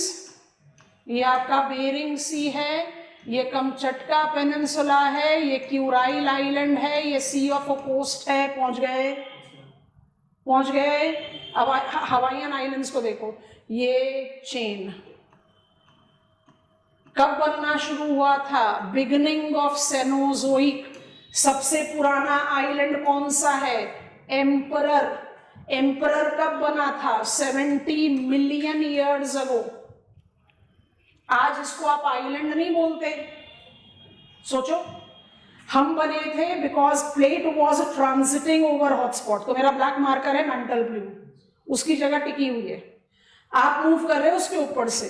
तो 70 million years ago we created chain of Emperor islands. ठीक, एम्परर आइलैंड्स बन गए। तो आपको इमेजिन करना है multiple dots on the water surface. Plate की मूवमेंट कंटिन्यूअस रही तो एम्परर आइलैंड्स चले गए हॉटस्पॉट से दूर। अब हॉटस्पॉट को छोड़ो, एम्परर आइलैंड को सोचो। Emperor island chain was continuously eroded by sea waves। अंदर से कंस्ट्रक्शन तो रुक गया, बाहर से सिर्फ इरोजन चल रहा है। आज की डेट में वो क्या है? वो आइलैंड नहीं है, वो इरोड आउट होके पानी के लेवल के नीचे है। तो आप उसको क्या बोलते हो? Seamount. And they mark their development 70 million years ago. आज वो सी माउंट है। ये सारे कलर बदल देते हैं, अभी हम आपको मेन इमेज भी दिखाते हैं। ये सारे आपके आइलैंड्स हैं। Hawaiian islands incorporate chain of habited islands of United States of America. Small island countries, rise and mean sea level, their vulnerability, उसमें हवाईयन आइलैंड भी इंक्लूडेड है। ठीक हो गया? मेरे पास सदर्न मोस्ट हवाईयन आइलैंड में, अब ऐसा करो मैप ऑफ यूएस, थोड़ी देर बाद खोलना, पहले यहां देख लो।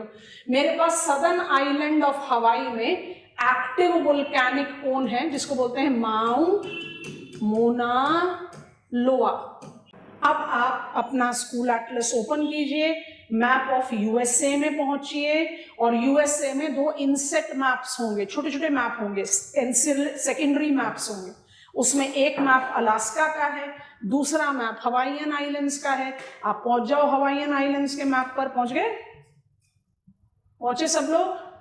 जो छोटे मैप्स होते हैं ना मेन मैप के साथ, उसको टेक्निकली क्या बोलते हैं? INSAT map.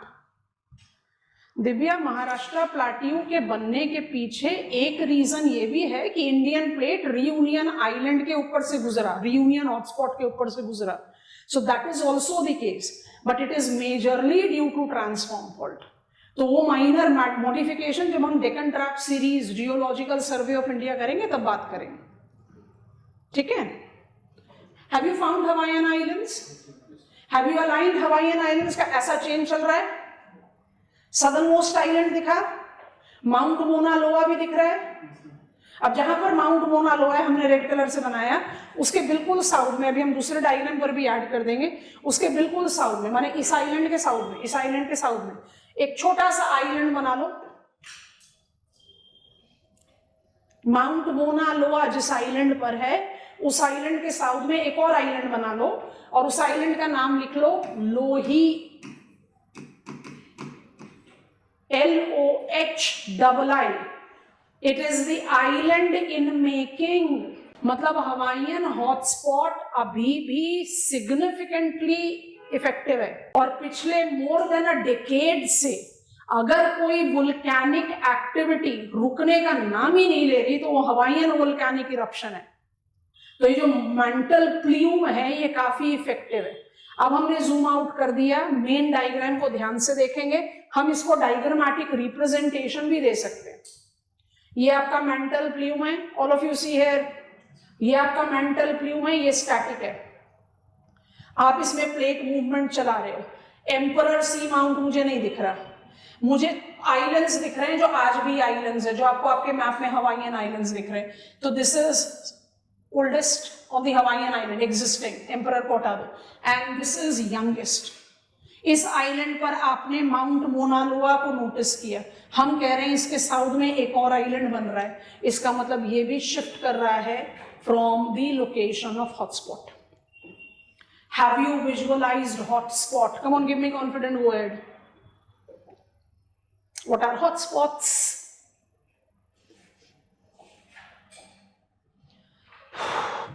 Hotspots are mantle plume. They are localized spots of continuous magma ejection. पहला point relates to core mantle boundary. दूसरा point can remain effective for 1 million years. तीसरा point long-lived mantle plume is identified with a lifespan of 1 million year. तो उस according सोच कर देखो, Hawaiian islands के लिए तो अभी 30 मिलियन ईयर्स बचे हुए हैं, कितने और आइलैंड बना सकता है? It marked up it's beginning since when? Cenozoic. अब आप इसको ना डायग्रामेटिक रिप्रेजेंटेशन में बड़े आराम से दे सकते हो। कैसे दे सकते हैं? बोर्ड पर बनाएंगे। आपको समझ में आ गया? यहाँ पर जगह नहीं है, हौच-पौच हो जाएगा। समझ में आया? आ गया।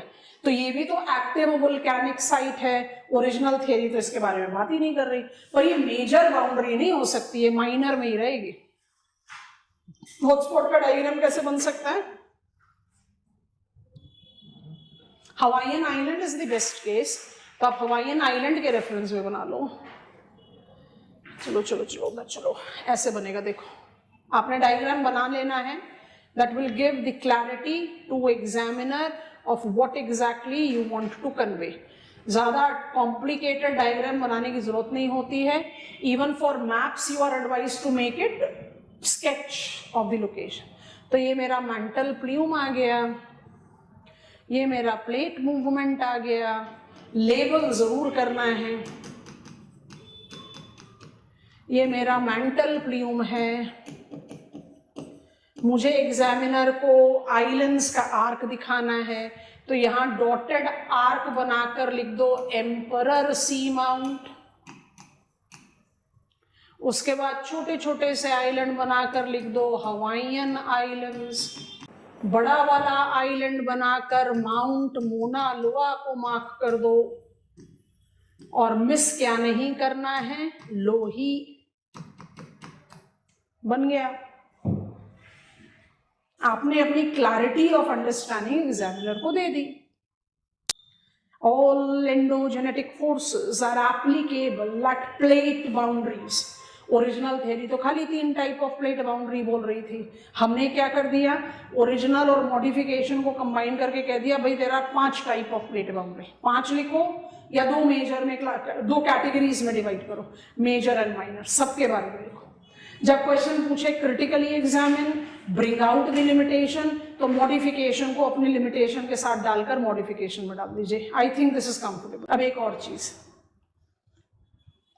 मेरे पास क्वेश्चन आ गया, right short notes on hotspots. ध्यान से सुनना क्या बोल रहे हैं, कंफ्यूज नहीं होना। अच्छा ऐसा करो, पॉलिटिकल मैप ऑफ वर्ल्ड खोल लो। मुझसे एग्जामिनर ने कुछ स्पेसिफिकेशन नहीं दिया, बस बोला right short notes on hotspots, है ना। तो एक हॉटस्पॉट तो हम बहुत अच्छे से समझ गए, क्या है वो, mantle plume, which when is applied with plate movement can create volcanic island chain। और मेरा best example on the map of world is Hawaiian islands.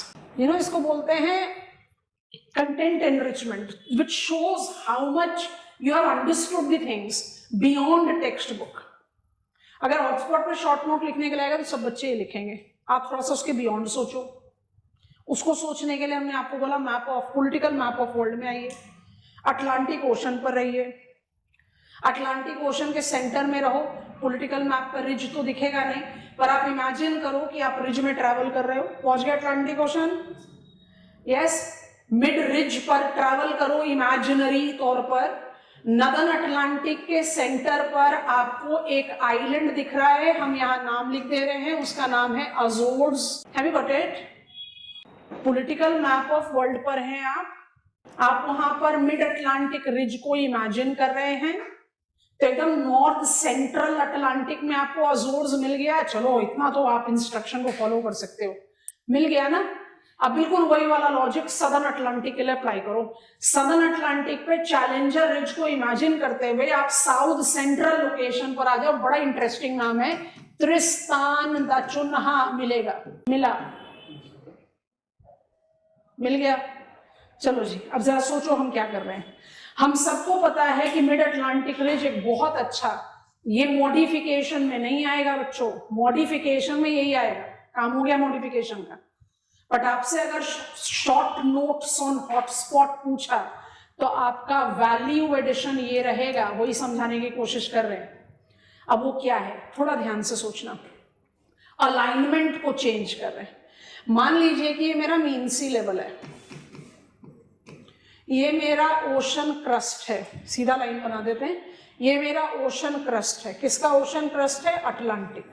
तो ये मेरा ओशन फ्लोर है। इस ओशन फ्लोर को हमने नॉर्थ और साउथ अलाइन किया हुआ है। आपको समझ में आ गया हम डायग्राम कैसे बना रहे हैं? इन बिटवीन मुझे इक्वेटर को जगह देनी है तो हम 0 डिग्रीज भी लिख देते हैं। अब हम क्या कर रहे हैं, अटलांटिक रिज बना रहे हैं। Average depth of ridges is 2000 meters from the mean sea level. Average depth of ocean floor is 4000 meters from the mean sea level.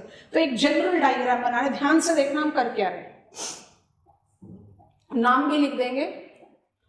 तो आइसलैंड से शुरू होकर आप सदर्न ओशन तक जाते हो, तो मान लीजिए कि हम आइसलैंड से शुरू हुए हैं और हम इक्वेटर पर ऑलमोस्ट खत्म हो जाते हैं, उसके बाद हम दोबारा चलना शुरू हुए और हम सदर्न ओशन पर चले गए। ये मेरा डॉल्फिन रिज है, ये मेरा चैलेंजर रिज है। आपको मेरे डायग्राम का अलाइनमेंट और लॉजिक समझ में आ गया? आप सोचो कि पूरे अटलांटिक के सेंटर में ये रिज रन कर रहा है। वर्ल्ड का सबसे मेजर, सबसे एक्सटेंसिव सबमरीन रेंज है ये। इसका जो लेंथ है, हमने कल भी कंपेयर करने की कोशिश की थी and it becomes very easy. इसका जो लेंथ है वो लेंथीएस्ट लैंड माउंटेन से मोर देन डबल है, एंडियन कॉर्डिलेरा से मोर देन डबल है। इसका फॉर्मेशन प्रोसेस क्या है? Active divergence. आप लगातार साउथ अमेरिकन और अफ्रीकन प्लेट को डाइवर्ज कर रहे हो या नॉर्थ अमेरिकन और यूरेशियन प्लेट को डाइवर्ज कर रहे हो, जिससे डॉल्फिन और चैलेंजर रिज बन रहा है। पर कुछ कुछ जगह पर इतना इफेक्टिव मैसिव इजेक्शन हुआ कि आपने रिज को वाटर सरफेस के ऊपर तक उठा दिया। ये क्या है? Azores island. ये क्या है? Tristan da Cunha. Are you understanding it class? इनको भी आप हॉट स्पॉट्स बोल सकते हो। They are the hot spots on the water surface. They are also volcanic island. ये हुआ आपका वैल्यू एडिशन। अब मेरा आप सबसे सवाल, हम इसको हॉटस्पॉट क्यों बोल रहे हैं? Volcanic activity definitely would have been much more stronger, तभी तो सिर्फ इसी जगह पर ये आइलैंड बना पाए। Are you getting it? थोड़ी देर रुकें और सब लोग आंसर दें। ये हॉटस्पॉट जो हमने अभी ऐड किया, can I write it in modification to plate tectonic theory? Yes, no, why?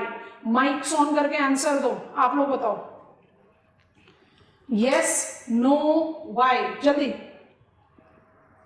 Can I include it in modification to plate tectonic theory? Good, Shruti. But can you tell me why? Ma'am, because it is destructive boundary पे ऊपर हो रहा है, diverging boundary. Diverging boundary पर हो रहा है। शाबाश, ये कोई मॉडिफिकेशन नहीं है।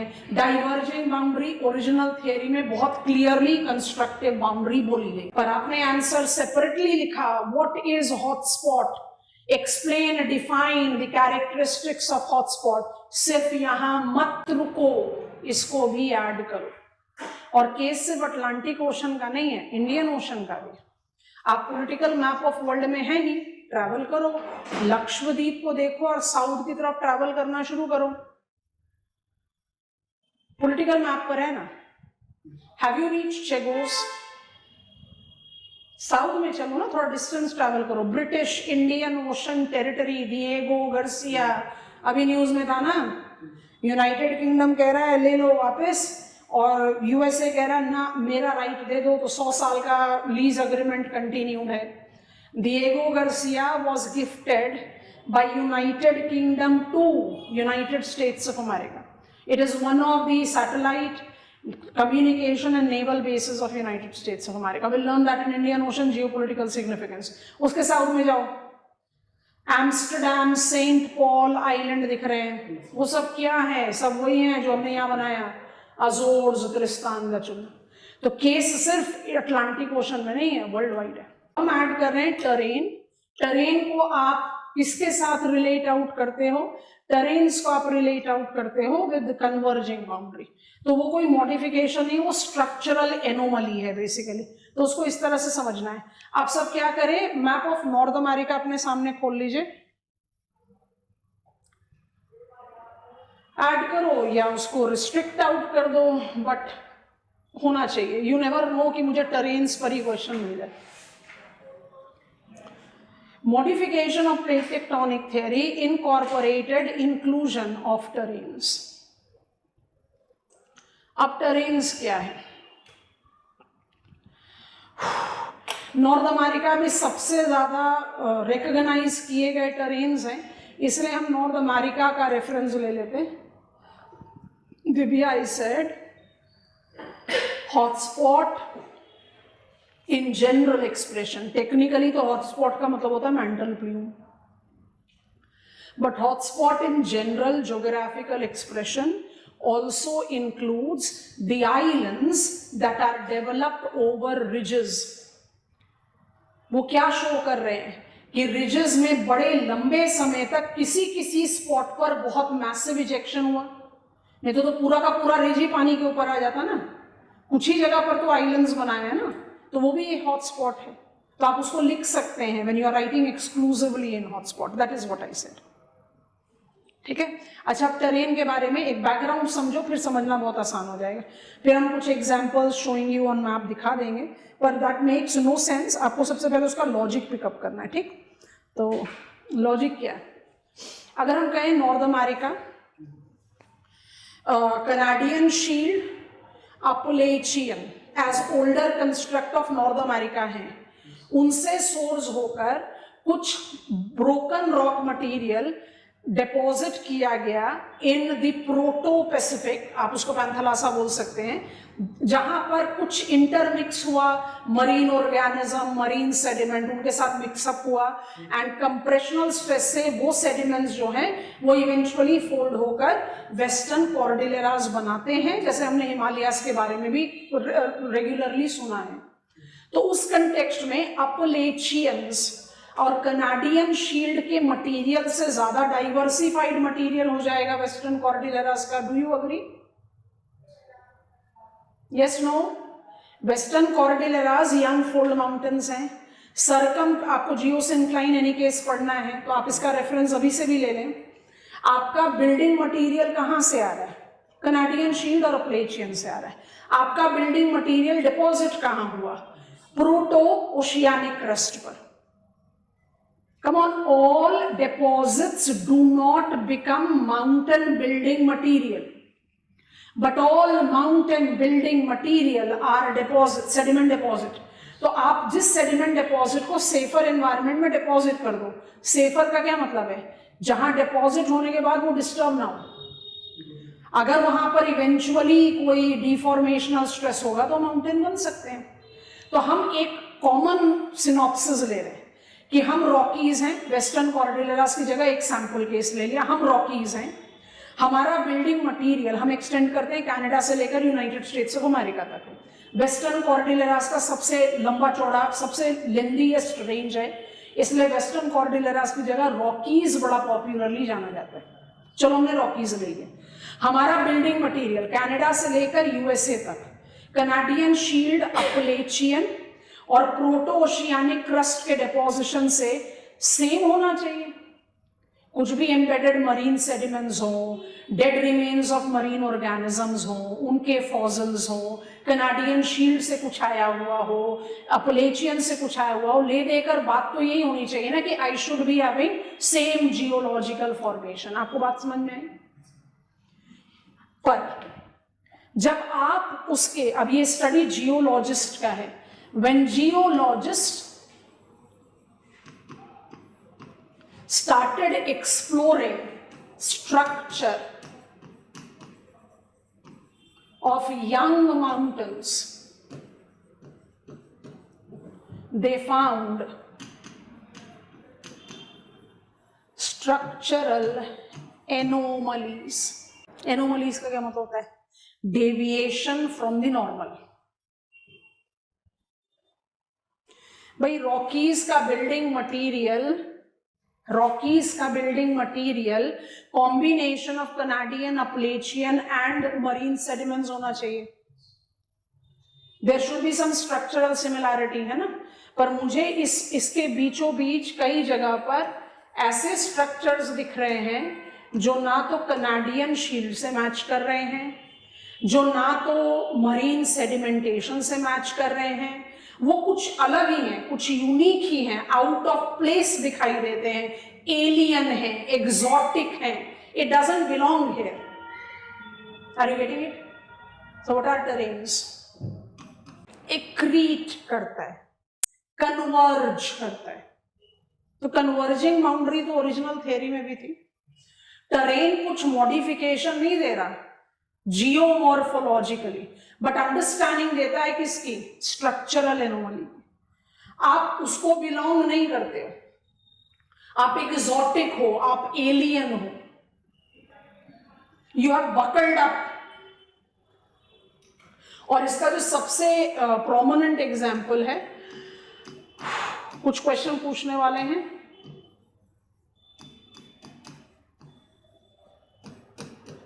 अब इसको टेरेन ना बोलकर प्लेट बोलते हैं। ऑफ कोर्स माइनर प्लेट है। जल्दी से खोल लो अपना प्लेट बाउंड्री, प्लेट मैप खोलो जल्दी से। पहुंच गए नॉर्थ अमेरिका के पार्ट में, circum Pacific ring of fire में पहुंचे, यस नो क्लास, पहुंच गए। जुआन दी फुका दिख रहा है, हमारे मैप में भी है तो हम भी ओपन कर देते हैं, वैसे हमारा मैप थोड़ा सा कॉम्प्रिहेंसिव नहीं है, एकदम छोटा सा है। देखो देखो माइनर प्लेट हमारी लिस्ट में बढ़ते जा रहे हैं ना।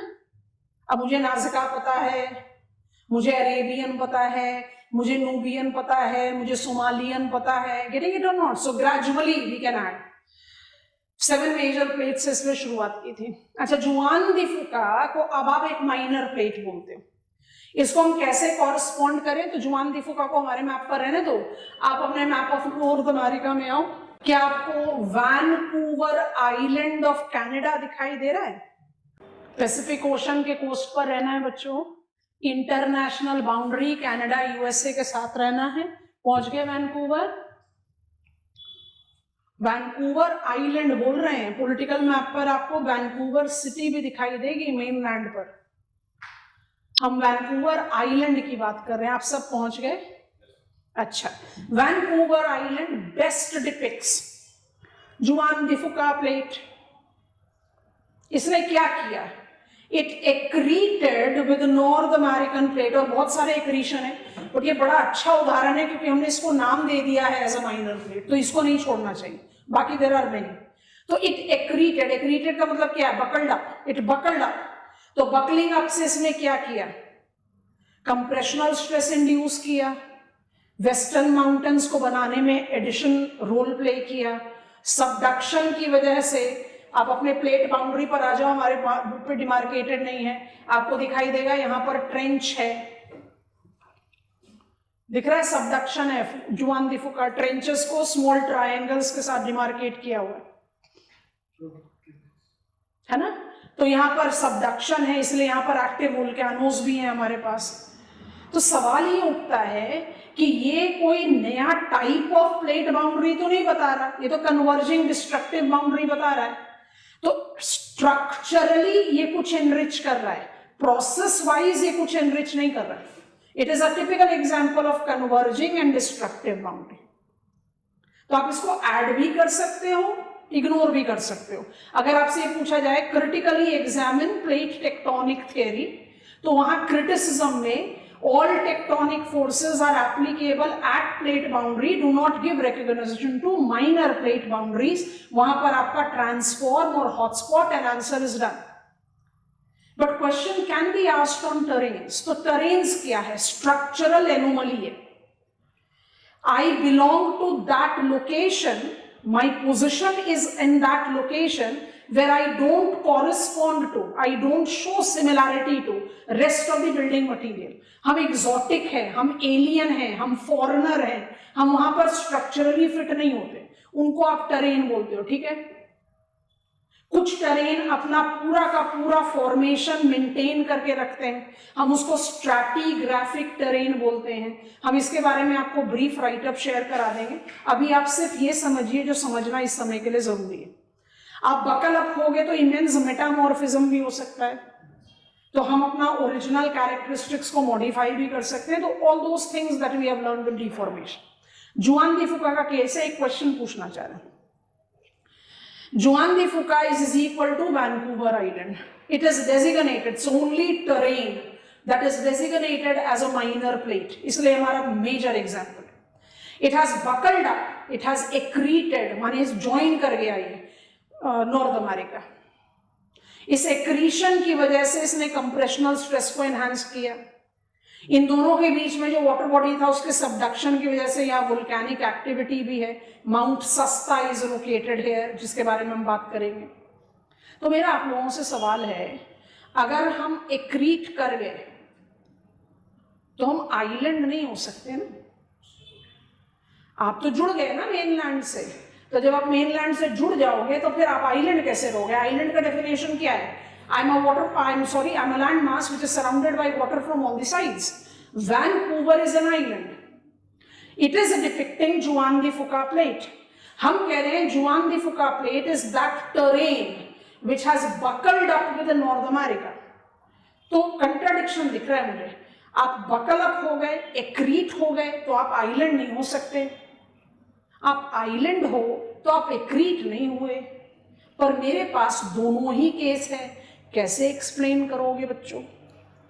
एक चॉकलेट, वर्चुअल क्लास के बच्चों को वर्चुअल चॉकलेट, फिजिकल क्लास के बच्चों को रियल चॉकलेट। जल्दी से बताओ, सबको आंसर पता है? सबको आंसर पता है। It's nothing difficult. Have you understood my question? Repeating, I was a terrain, I am an exotic crust. मेरा जेनेसिस अज़ोइक का भी हो सकता है, मेरा जेनेसिस पैलियोज़ोइक का भी हो सकता है, पर जहां I am found today I don't belong to that place. I show structural anomaly. There are plentiful examples of such terrain on map of world. जो सबसे मेजर एग्जाम्पल है उसको जुआन दी फुका प्लेट बोलते हैं। तो मेरे पास एक माइनर प्लेट का भी नॉलेज आ गया, so I am emphasising on it. When you write about modification to original theory, recognition of terrane, तो आप जुआन दी फुका को मेंशन करके अपने आंसर को फुल प्रूफ बना सकते हैं। Juan de फुका minor plate have एक्रीटेड, एक्रीटेड का मतलब joined in, it has clubbed up with north America. तो अगर एक्रीट कर गया तो फिर आइलैंड कैसे रह गया, और अगर आइलैंड रह गया तो एक्रीट कैसे करा? दोनों कंट्राडिक्शन में लग रहा है। एक्रीशन भी है, सबडक्शन भी है, फिर भी वो आइलैंड है। Come on, all of you know the answer. Oceanic crust उसके साथ एक्रीट किया है, कॉन्टिनेंटल क्रस्ट। तो ओशियनिक क्रस्ट कर गया तो आइलैंड क्यों बना? एक्रीट कर, सबड्यूस कर गया तो उसके बाद वो एक्रीट कर गया तो लैंड मास से जुड़ गया ना वो। जब तक वो जुड़ेगा नहीं तब तक वो एक्रीट नहीं कर रहा, तो उसको आइलैंड नहीं होना चाहिए। That is my question Mansi. पानी से क्यों सराउंडेड है अगर वो एक्रीट कर गया तो? नहीं समझ में आ रहा? चलो, वेस्टर्न कॉर्डिलेरास कौन से टाइम में बने थे बच्चों? किस टाइप के माउंटेन्स हैं? टाइम के हिसाब से बताओ। सेनोजोइक है ना? सेनोजोइक है ना? लास्ट आइस एज कब एक्सपीरियंस किया गया? प्लेस्टोसीन। आइस एज टर्मिनेट कब हुआ? होलोसीन। तो आप एक्रीट पहले हो गए सेनोजोइक में, आइस एज टर्मिनेशन से मीन सी लेवल राइज किया, जो एक्रीशन के लो लाइंग एरिया थे वो सबमर्ज हो गए, आज आप आइलैंड दिखाई दे रहे हो। Have you got it class? ऐसे जोड़ना है, ए प्लस ए प्लस ए, क्योंकि ये सारी चीजें एक साथ में किसी भी टेक्स्ट बुक में नहीं मिलती। Have you understood? और टेरेन्स की लिस्ट कम नहीं है, बहुत लंबी चौड़ी लिस्ट है टेरेन्स की। अगर हम नॉर्थ अमेरिका को ही जस्टिफाई करें, recognise terranes on map of North America, here you go. Western Cordilleras पर ही कंसंट्रेट कर लो, ज्यादा ना भी बढ़े तो। Farewell terrain, white mountain terrain, Alexander terrain. और हमने आपको इस लोकेशन पर बता ही दिया, आज की डेट में हम इसको टेरेन नहीं बोलते, right here, Juan de Fuca plate, Vancouver. तो टेरेन्स क्या हैं? They are accretional boundaries of exotic structure. Is that comfortable with us? Accretion का क्या मतलब हुआ? कन्वर्जेंस। तो क्या करेगा? कंप्रेशनल स्ट्रेस जनरेट करेगा। जब मॉडिफिकेशन लिखो तो टेरेन जरूर ऐड कर दो। टेरेन कई तरीके के हो सकते हैं, माइक्रो कॉन्टिनेंट टेरेन हो सकते हैं। सोचो, जैसे मेडागास्कर, आज की डेट में टेरेन नहीं है। जियोलॉजिकल मेडागास्कर पहुंच गए सब लोग, मेंटली पहुंच गए, माइक्रो कॉन्टिनेंट बोलते हैं इसको। जियोलॉजिकल फ्यूचर में मेडागास्कर दो काम कर सकता है, या तो वो अफ्रीका से जाकर कन्वर्ज कर जाए, या वो इंडिया से जाकर बकलअप कर जाए। अगर वो कर जाएगा तो क्या बनाएगा? Micro continent terrane. आप locationally, size wise multiple types classify कर सकते हैं, but when you are writing it as the modification to plate tectonic theory, आपका बेस्ट आंसर है structural anomalies identified with young mountains justifies presence of exotic structural block accreted with the mainland, adding to the size of the mainland, inducing compressional stress and thus deformation. ये process wise कुछ नया नहीं कर रहा। जब भी दो bodies converge करेंगी तो कंप्रेशनल स्ट्रेस देंगे, बट ये स्ट्रक्चरल एनोमली को जस्टिफाई कर। Plate tectonic theory surface level पर खत्म हो गई है, और जैसे हम अर्थक्वेक पढ़ेंगे, फिर वोल्केनिज्म पढ़ेंगे, फिर माउंटेन बिल्डिंग पढ़ेंगे, तो by default plate tectonic theory और रिवाइज होते हुए और एनरिच हो जाएगी हमारी अंडरस्टैंडिंग में। But original theory was published in 1968 involving the compilation of work done by different scholars, not together, they're independent separate studies. Among the scholars that are credited to have contributed to plate tectonic theory, Tuzo-Wilson is very important scholar, Strahler, Woolridge, Morgan, many names. So 68 में plate tectonic theory came into being. Plate tectonic theory identifies plates that are lithospheric divide moving in relation to each other under the effect of mantle convection, creating endogenetic tectonic hypogene processes at plate boundary. Original theory talked about three types of plate boundary: converging, which can be destructive or colliding; diverging, which can be constructive or continental; and transverse, अब जानबूझ के हम ये expression use करें, transverse, which is slide passing, उसको हम conservative boundary बोलते हैं, क्योंकि कन्वर्जिंग में कुछ एग्जिस्टिंग क्रस्ट खत्म हो सकता है, डाइवर्जिंग में कुछ नया क्रस्ट बन सकता है, स्लाइड पास्टिंग में ऐसा इमीडिएटली कुछ नहीं होता। तो ये डिस्ट्रक्टिव हो सकता है, ये कंस्ट्रक्टिव हो सकता है, ये कॉन्जर्वेटिव है। Total net surface area gain loss नहीं होता। प्लैनेट अर्थ का ना तो सरफेस एरिया घट रहा है ना बढ़ रहा है, तो net is back to square one. But जो इमीडिएट फैक्टर है कि कन्वर्जिंग डिस्ट्रक्टिव हो सकता है, डाइवर्जिंग कंस्ट्रक्टिव हो सकता है, स्लाइड पास्टिंग कॉन्जर्वेटिव है। ठीक है, ओरिजिनल थियरी ये बोलती है all tectonic forces takes place at active boundary. हमने 70s तक आते आते ये जज किया that there are many other tectonic activities जो आइडेंटिफाइड बाउंड्रीज पर बिलोंग ही नहीं करती। ओरिजिनल थियरी उनको रिकॉग्निशन ही नहीं दे पा रही। So there was modification induced, and this modification can be counted as 1, 2, 3, or you can say modification led to recognition of minor plate boundaries. तो माइनर प्लेट को मिला दें तो मेरे पास 5 तरीके के प्लेट बाउंड्री हो गए: converging, diverging, transverse, hotspot, transform. What are hotspots? Hotspots are long living mantle plume. It is the spot from where there is continuous ejection of molten rock material largely sourced from core mantle boundary. If it is combined with plate movement over it, hotspot static होता है, उसके साथ उसके reference में अगर plate movement हो, it is capable of creating volcanic island chain. World's most prominent example of hotspot volcano active since the beginning of Cenozoic era is Hawaiian hotspot, Emperor Seamount chain, Mount Mauna Loa, formation of Lohi Island. Satellite image कहती है कि लोही almost तैयार हो गया, हमारे school atlases में उसका mention नहीं दिखता।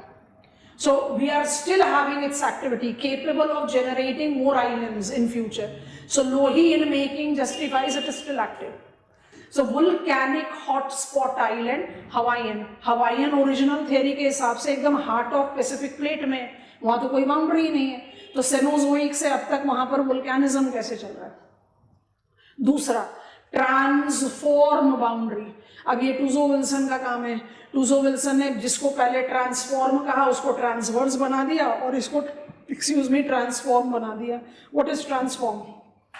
माइनर, एक ही प्लेट है जो एक ही दिशा में जा रही है बट डिफरेंशियल रेट में जा रही है। तो फॉल्टिंग को रिकॉल करें, नॉर्मल फॉल्टिंग,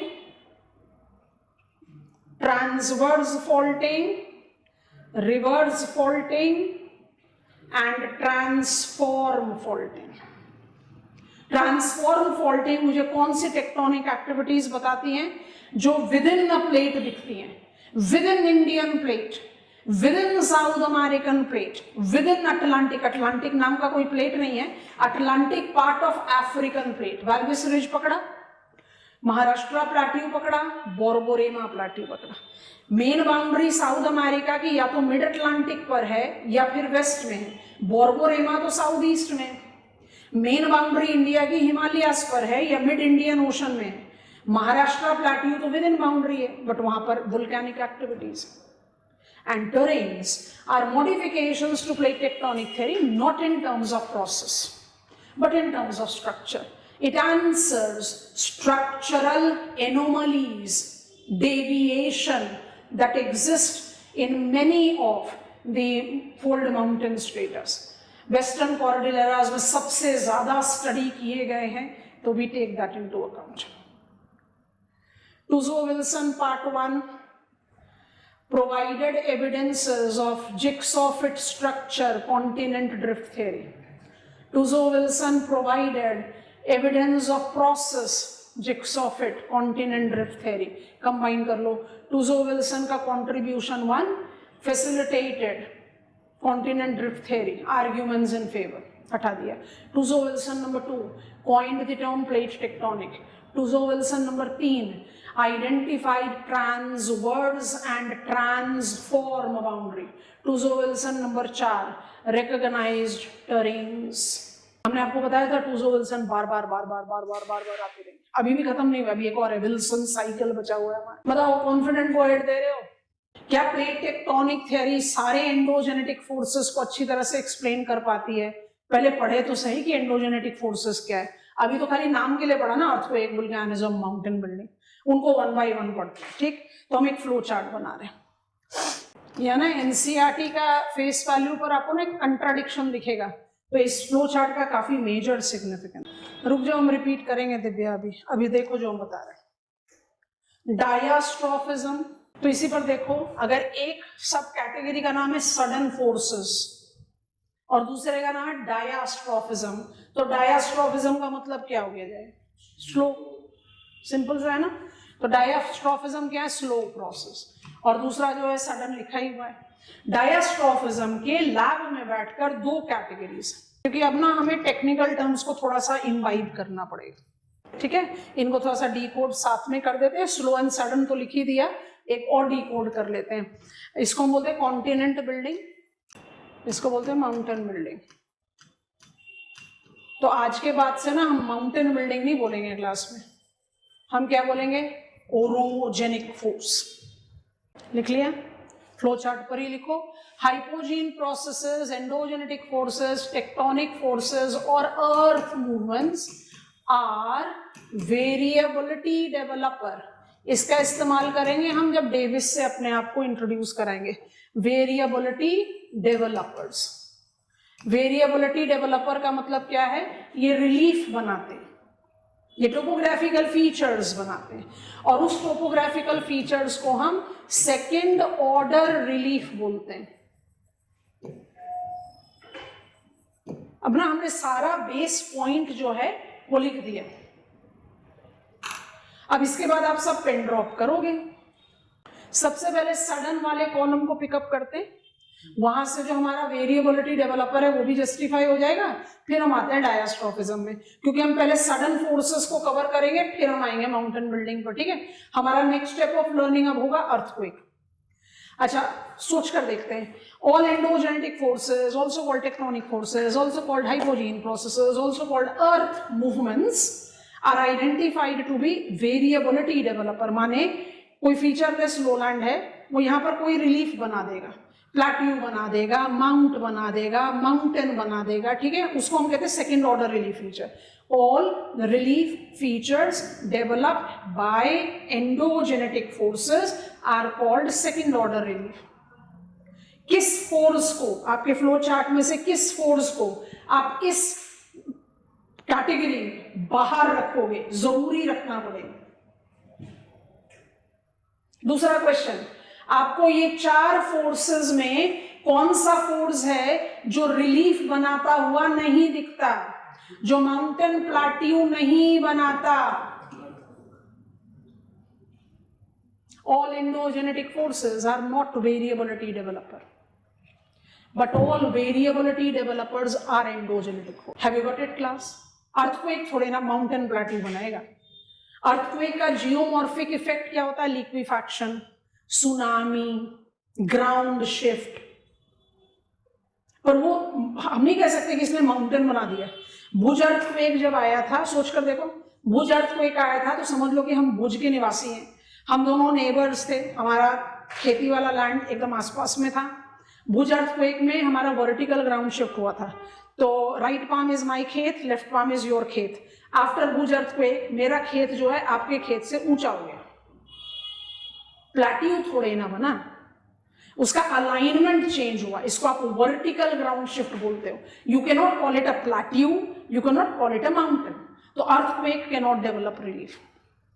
ठीक है, पहली चीज। दूसरी चीज, हम सडन फोर्सेस को सडन इसलिए बोलते हैं कि we humans in our life can experience it. हम सबने अर्थक्वेक एक्सपीरियंस किया है, खुद एक्चुअली प्रेजेंट होकर वोल्केनिक इरप्शन ना भी देखा हो, बट इमेजेस में देखा है। Scientist do now with the satellite imageries, it is evident that we can notice कि मैग्मा इजेक्ट आउट हो रहा है। It is active, it can show the activity in our own life, इसलिए हम उसको सडन बोलते हैं। उसके कंपैरिजन में माउंटेन बिल्डिंग स्लो है, बट सोचना पड़ेगा। Diastrophic forces as orogenic will always be diastrophic, वो कभी सडन नहीं हो सकते, but sudden forces can be diastrophic. Are you getting it class? और एनसीईआरटी में लिखा हुआ है कॉलम नंबर 2 पर, जहां पर हेडिंग है डायस्ट्रोफिज्म, उसके साथ साथ लिखा हुआ है इंक्लूड्स अर्थक्वेक एंड वोल्केनिज्म। तो आप डेफिनेटली भागते हुए कल आओगे कि आपने तो बोला था वो सडन है, एनसीईआरटी बोलती है वो डायस्ट्रोफिज्म है। कुछ गड़बड़ नहीं, सिंपल ये, earthquake and volcanism are sudden forces can be diastrophic. कि भाई आफ्टर वन अर्थक्वेक उसके बाद हजारों साल तक कोई अर्थक्वेक नहीं आया, after one episode of volcanic ejection हजारों साल तक कुछ नहीं आया, तो आई कैन हैव अर्थक्वेक और volcanism as a diastrophic. Is that comfortable? पहला, earthquake do not develop variation but it is endogenetic force. Earthquake volcanoes technically qualifies to be sudden but can be diastrophic. अब जरा diastrophic पर आ जाओ। पहले term को पकड़ो, एपीरियोजेनिक theoretical है। हम एपीरियोजेनिक को कॉन्टिनेंट बिल्डिंग बोलते हैं और ओरोजेनिक को माउंटेन बिल्डिंग बोलते हैं। तो पहले लैब में बैठकर समझते हैं। Mountain building, mountain vertically elevated feature है, बट माउंटेन बिल्डिंग फोर्स क्या होता है? हॉरिजॉन्टल, कंप्रेशनल, टेंशनल, है ना। फोल्ड माउंटेन बनाओगे तो कंप्रेशन से बनाओगे, ब्लॉक माउंटेन बनाओगे तो टेंशन से बनाओगे। तो ओरोजेनिक माउंटेन बिल्डिंग फोर्स जो है वो हॉरिजॉन्टल फोर्स है। एपीरियोजेनिक कॉन्टिनेंट बिल्डिंग फोर्स जो है वो वर्टिकल है। Big chunk of land have been up warped और डाउन रैप्ड। बट ये वाला फोर्स ना तो हमारे सिलेबस में मेंशन है, ना हम इसको एक रियल फोर्स कहते हैं। अब मुझे बस इसको प्रूफ करना है। लगातार आज क्लास में नॉर्थ अमेरिका ही करते रहे, तो नॉर्थ अमेरिका ही ले लेते हैं। North America is a continental crust, तो वो फर्स्ट ऑर्डर रिलीफ है। As a continent what it is comprised of? Canadian shield azoic, Appalachians Palaeozoic, Western mountains Cenozoic and Central plains as Neozoic. इसका मतलब North America as a continent is combination of differential types of orogenic force in the geological history. वो कहीं rise और subsidence से थोड़े ना बनाए। Do you agree? उसका कोई छोटा पार्ट, जैसे हमने पढ़ा पीडमोंट प्लेन्स ऑफ अपलेचियन, वो क्या है? वो सबसाइड हुआ। तो ऐसा नहीं है कि एपीरियोजेनिक फोर्स बिल्कुल एप्लीकेबल नहीं है, but it is not as a full continent developer. तो प्रैक्टिकली हमारे पास 3 फोर्सेस हैं पढ़ने के लिए। हम पढ़ेंगे अर्थक्वेक पहले, फिर जाएंगे वुल्केनिज्म पर, और फिर पढ़ेंगे माउंटेन बिल्डिंग। एक्चुअली हम माउंटेन बिल्डिंग के बारे में सब कुछ समझ चुके हैं।